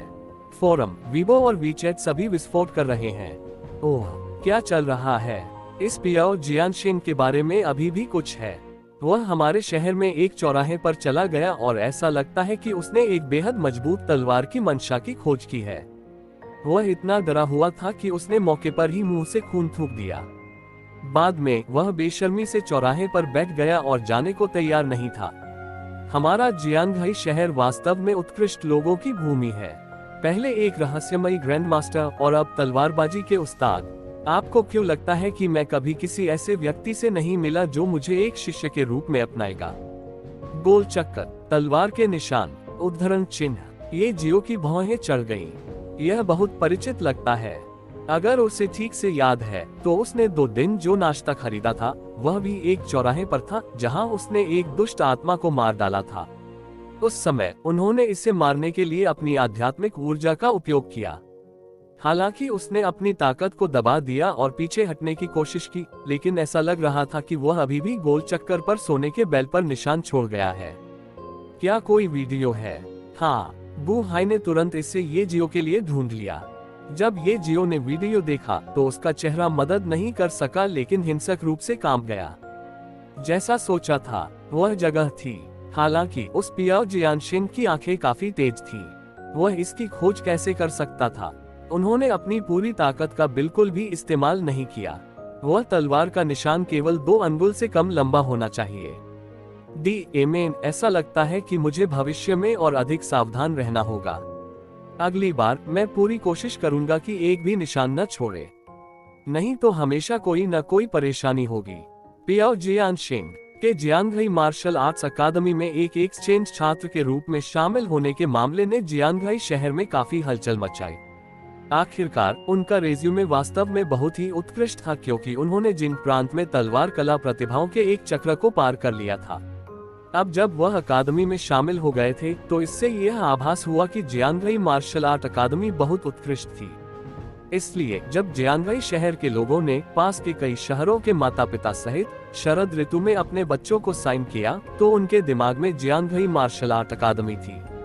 जहां तक सोने के बेल पर तलवार के निशान का सवाल है, किन शेंगलोग ने अपने इरादे को दबाने के लिए कुछ खास तरीकों का इस्तेमाल किया था। उनके द्वारा अकादमी में प्रतिमा भी स्थापित की गई थी। केवल अच्छी तलवार कला योग्यता वाले छात्र ही इसे देख सकते थे। यह भी छात्रों के लिए सुरक्षा का एक रूप था। यदि उनकी योग्यता पर्याप्त नहीं होती तो उनके लिए पागल हो जाना बहुत आसान होता। जब उसके पास खाली समय होता तो वह मार्गदर्शन के नाम पर अपनी तलवार का अभ्यास करने में मदद करने के लिए पियाओ जियानशिंग को ढूंढता था। वास्तव में वह उन सभी चीजों को निचोड़ना चाहता था जो पियाओ जियानशिंग ने तलवार ऋषि लियू चेंगक्सुन से सीखी थी। कुछ ही दिनों में जियांगई शहर में शांति लौट आई। हालांकि जियांगई शहर में कई लोगों के दिलों में दो तथ्य दबे थे। सबसे पहले जियांगई शहर में एक रहस्यमय ग्रैंड मास्टर था जिसकी खेती बेहद शक्तिशाली थी। दूसरे, जियांगई शहर में एक तलवारबाज था जिसके पास असाधारण तलवारबाजी थी। हालांकि वे नहीं जानते थे कि ये दोनों लोग कौन थे, फिर भी बहुत से लोग उन्हें अपना आदर्श मान चुके थे। यह इस हद तक था कि जियांगई शहर की नगरपालिका सरकार पर भी जानबूझकर लोकप्रियता का फायदा उठाने का संदेह था। उन्होंने जियांगई शहर में कई सार्वजनिक सुविधाओं पर ग्रैंड मास्टर, मार्शल आर्टिस्ट और स्वॉर्ड मास्टर का एक स्केच बनाया था। इसने निस्संदेह सभी को और अधिक आश्वस्त कर दिया कि जियांगई शहर में वास्तव में दो सुपर मार्शल कलाकार थे, एक कृपान और एक तलवार। उनकी साधना कम से कम दैवीय संप्रदाय से ऊपर होनी चाहिए। ये जियो को कोई दिलचस्पी नहीं थी, चाहे वह एक रहस्यमय ग्रैंड मास्टर हो या एक असाधारण तलवारबाज। यह सिर्फ एक खाली शीर्षक था। अगर हर कोई उसे एक अज्ञात इकाई के रूप में पसंद करता है तो वे उस पर भरोसा कर सकते हैं। हालांकि उनके लिए बाहर आना और खुद को प्रकट करना असंभव था। ऐसा इसलिए था क्योंकि उनकी वर्तमान साधना दैवीय ग्रैंडमास्टर रैंक पर नहीं थी। अगर उसने इसे स्वीकार किया और बड़ी संख्या में चुनौती देने वालों को आकर्षित किया तो वह मर जाएगा। 1 महीने के समय में ये जियो का घर, जो कि पुस्तकालय था, नहीं बदला था। उनका जीवन धीमा और आरामदायक था। किन युयान ने किताबें उधार ली और उन्हें वापस कर दिया। उसके अलावा किसी और का उससे ज्यादा संपर्क नहीं था। जब से गु हाई की एक प्रेमिका थी, इस तथ्य के साथ कि उसे गैरिसन परीक्षा देनी थी, उसके पास तीसरी मंजिल तक जाने के लिए कम समय था। इसने ये जियो को किताबें पढ़ने के लिए अधिक समय दिया। उन्होंने पहले ही 6 आध्यात्मिक साधना तकनीकों का संग्रह कर लिया था, लेकिन क्योंकि आध्यात्मिक साधना तकनीकें वास्तव में दुर्लभ थीं, इसलिए दूसरी को खोजना हमेशा कठिन होता था। यह भी सौभाग्य की बात थी कि ये जियो एक अधीर व्यक्ति नहीं था, वरना चिंता के कारण उसकी असमय मृत्यु हो जाती। देखने में उनके लिए दिव्य आत्मा की गोल्डन बुक काफी उपयुक्त थी। उसे खेती करने की जरूरत नहीं थी, उसे केवल किताबों को पढ़ने की जरूरत थी और बाकी सब अपने आप हो जाएगा। यह काफी परफेक्ट था। 1 महीने बाद गु हाई की शादी हुई थी। ये जियो ने सर्वश्रेष्ठ व्यक्ति के रूप में भाग लिया। उन्हें न केवल पैसे निकालने पड़ते थे, बल्कि उन्हें काम भी करना पड़ता था। उनके आने के बाद उन्होंने कुछ अन्य दूल्हे के साथ शादी की टीम के स्टाइलिंग रूम में प्रवेश किया। स्टाइलिस्ट उन्हें एक मेकओवर देता था और वे छोटे सूट में भी बदल जाते थे। कुछ देर बाद कुछ दूल्हे जो अच्छे कपड़े पहने हुए थे, शपथ ग्रहण करते हुए कमरे से बाहर चले गए। गु हाई अवाक रह गया। दोस्तों, क्या चल रहा है? गु हाई, तुमने कहा था कि तुम ईमानदारी से हमारी मदद करना चाहती हो, है ना? सही बात है। अगर आपके पास हमारी पीठ थी तो आपने ये जियो को क्यों आमंत्रित किया? गु हाई उलझन में था। ओल्ड यू ने तुम लोगों को तंग किया। यह असंभव है। ओल्ड ये बहुत ही शांतचित्त और ईमानदार है। वह कभी किसी को धमकाते नहीं थे। बेशक उसने नहीं किया। क्या उसे हमारे लिए समस्या पैदा करने के लिए किसी को धमकाना चाहिए? अगर वह वहां खड़ा रहता तो हम सब एक पन्नी बन जाते। उद्धरण चिन्ह। गु हाई को समझ नहीं आ रहा था कि हंसे या रोए। वह जानता था कि ये जियो दिखने में सुंदर है, लेकिन यह इतना बड़ा चढ़ाकर नहीं होना चाहिए, है ना? उसी समय ये जियो कमरे से बाहर चली गई। बू हाई के चेहरे के भाव तुरंत जम गए। क्या एफसी के आमतौर पर पुस्तकालय में उसे सूट पहनने की आवश्यकता नहीं होती थी, इसलिए हालांकि ये जियो दिखने में सुंदर थी, लेकिन इसने उसके स्वभाव को पूरी तरह से उजागर नहीं किया। आज शादी की व्यवस्था करने वाली टीम ने न केवल उसके बालों को स्टाइल किया और उसकी भौहों को ट्रिम किया, बल्कि उसे एक अच्छी तरह से फिट किए गए छोटे सूट में बदल दिया। इसने पूरी तरह से ये जियो के सुंदर पक्ष को प्रदर्शित किया। यह अंधा होने के बिंदु तक इतना सुंदर नहीं था, लेकिन इसकी तुलना टेलीविजन पर मशहूर हस्तियों से की जा सकती थी। ये जियो सभी की निगाहों से थोड़ा शर्मिंदा हुआ और हल्के से खांसने लगा। क्या मैं चला जाऊं? मत, यह आपकी गलती नहीं है कि आप अच्छे दिख रहे हैं। यह आपके माता पिता की गलती है। चलिए चलते हैं, शादी शुरू होने वाली है। ये जियो ने सिर हिलाया। दुल्हन को पहले ही होटल से मेहमान मिल गए थे। दोनों पक्षों के मेहमानों को होटल में ठहरने की व्यवस्था की गई थी। जब वे शादी की मंजिल पर पहुंचे तो बू हाय और दूल्हे अभी तक मुख्य क्षेत्र में नहीं गए थे।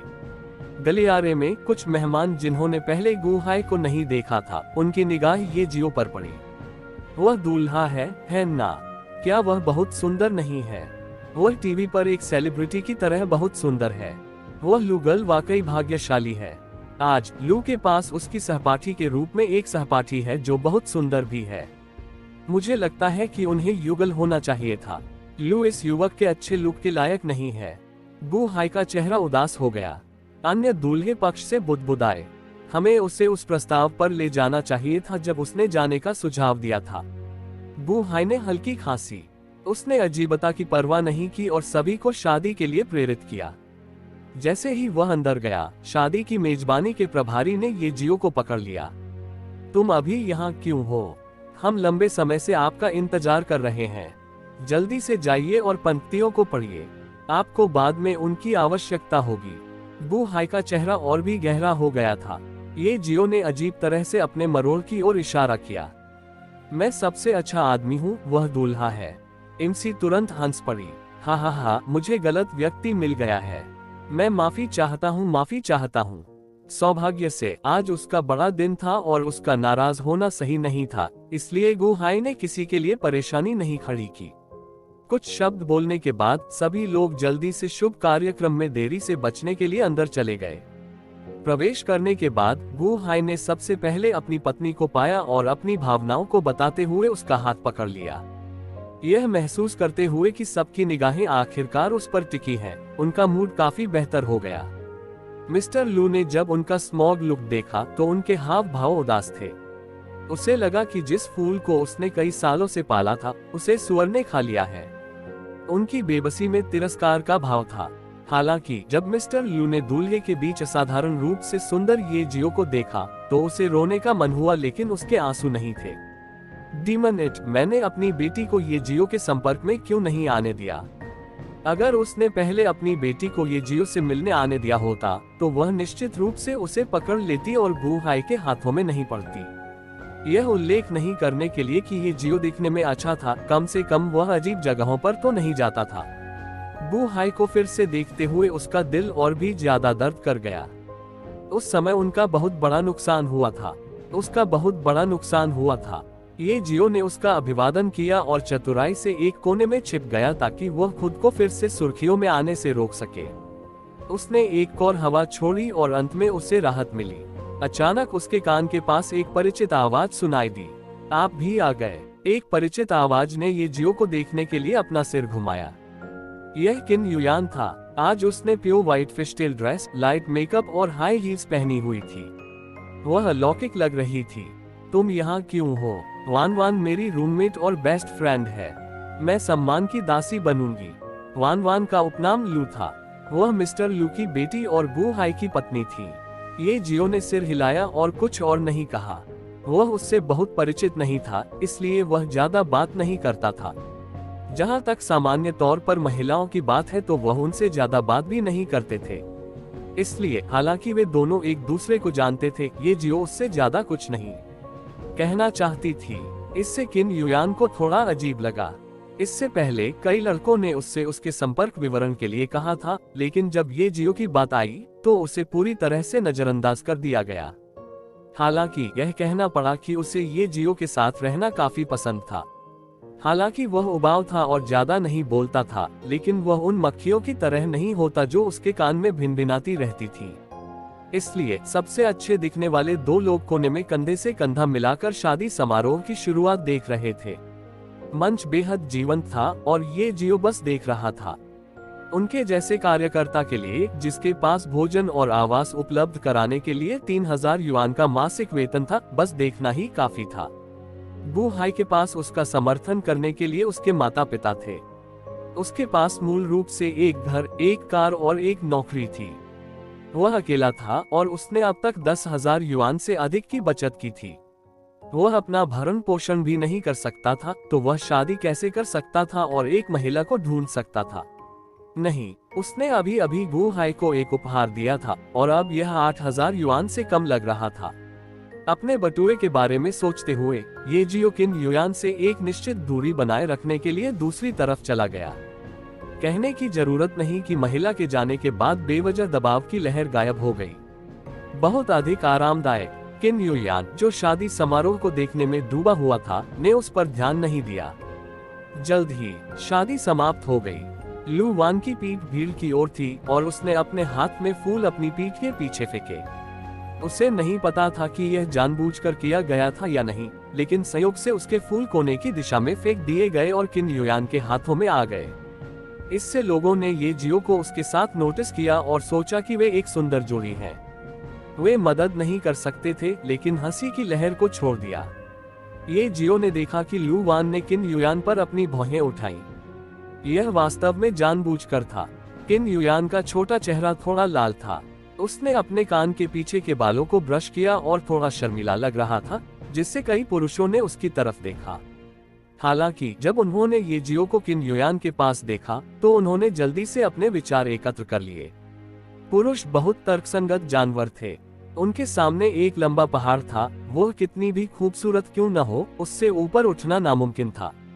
उत्सव के बाद दोपहर का समय था जब भोज शुरू हुआ। बेस्ट मैन और मेड ऑफ ऑनर एक मेज पर बैठे थे। बाकी सब बातें कर रहे थे, लेकिन केवल ये जियो चुपचाप खा रही थी। वह उस दुनिया में लगभग 1 साल से था और आज का भोजन सबसे अच्छा था। यह उच्चतम गुणवत्ता का था, प्रति टेबल 2800 युआन। अगर उसने इसे नहीं खाया तो यह अफसोस की बात होगी।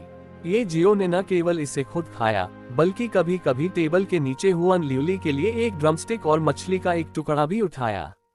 आखिरकार उपहार के पैसे की काफी कीमत होती है।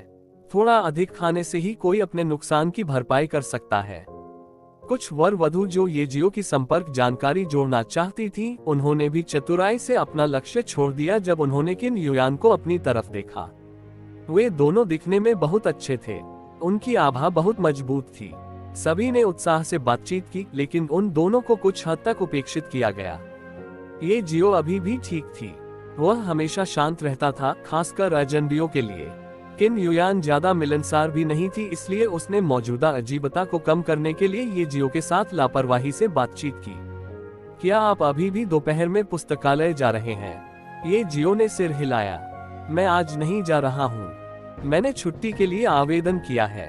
तो आप दोपहर में क्या करने जा रहे हैं? ये जियो ने एक पल के लिए सोचा। मैं शायद कुछ किताबों को देखने के लिए पास की किताबों की दुकान में जाऊंगा। उनके पास अभी भी अंतिम बुनियादी आध्यात्मिक तकनीक की कमी थी जिसे उन्हें संश्लेषित करने की आवश्यकता थी। चूंकि उसे पुस्तकालय में आखिरी नहीं मिला, इसलिए वह देखने के लिए किताबों की दुकान पर भी जा सकता है। किताबों की दुकान में किताबें खरीदने के लिए कई सेक्शन थे। हो सकता है कि वह किसी को ढूंढ भी ले। किन युआन को लगा कि यह थोड़ा अजीब है। पुस्तकालय में सबसे अधिक पुस्तकें होनी चाहिए। यदि आप किताबें पढ़ना चाहते हैं तो क्या पुस्तकालय में यह अधिक सुविधाजनक नहीं होगा? ये जियो ने सिर हिलाया। मैं हाल ही में आध्यात्मिक साधना तकनीकों के बारे में पढ़ रहा हूँ। पुस्तकालय में मेरे लिए उपयुक्त नहीं है। उद्धरण चिन्ह। किन युआन जानता था कि ये जियो ने हुआन लियोली को पाला था और उसने सोचा कि वह एक बीस्ट मास्टर बनने के लिए आध्यात्मिक साधना तकनीकों का अभ्यास करना चाहता है। क्या आप एक बीस्ट मास्टर बनने जा रहे हैं? अगर ऐसा है तो मेरे परिवार के पास मेरे दादाजी की कुछ किताबें हैं। वे सभी अपेक्षाकृत दुर्लभ साधना तकनीकें हैं। ये जियो एक पल के लिए चुप थी। आप मुझे अपने दादाजी की दुर्लभ पुस्तकें पढ़ने की अनुमति दे रहे हैं? यह सही नहीं लगता है ना? किन युयान ने सिर हिलाया। यह ठीक है। इतने लंबे समय तक जब भी मैं पुस्तकालय जाता हूँ, मैं हमेशा आपकी मदद पर भरोसा करता हूँ। और पिछली बार यदि आप मुझे सलाह नहीं देते तो शायद मेरे दादाजी के सामने अपनी कृपाण तकनीक प्रदर्शित करने का साहस नहीं होता। तो इस बार बस इसे मेरे साथ एहसान वापस करने के रूप में मानो। ये जियो ने सिर हिलाया और मना नहीं किया। किन युयान ने अपने कृपाण के इरादे को जान लिया था और यह काफी मूल्यवान भी था। किन परिवार की किताबें पढ़ना किन परिवार का फायदा उठाना नहीं माना जाता था। भोजन के बाद अतिथियों ने एक एक कर विदा ली। सबसे अच्छे पुरुष और वर भी चले गए। इनमें एक जोड़ा भी था जो होटल के रिसेप्शन में कमरा लेने गया था। ये जियो ने भी अपना मुंह पोंछा और जाने के लिए तैयार हो गया। हुआन लियोली बहुत चालाक था। उसने जो पहला काम किया वह था किन युयान की बाहों में कूदकर नर्म सोफे पर लेट गया। किन युयान नाराज नहीं थी।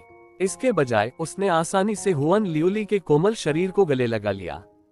यह सिर्फ एक छोटा पालतू जानवर था। इसके क्या बुरे इरादे हो सकते हैं।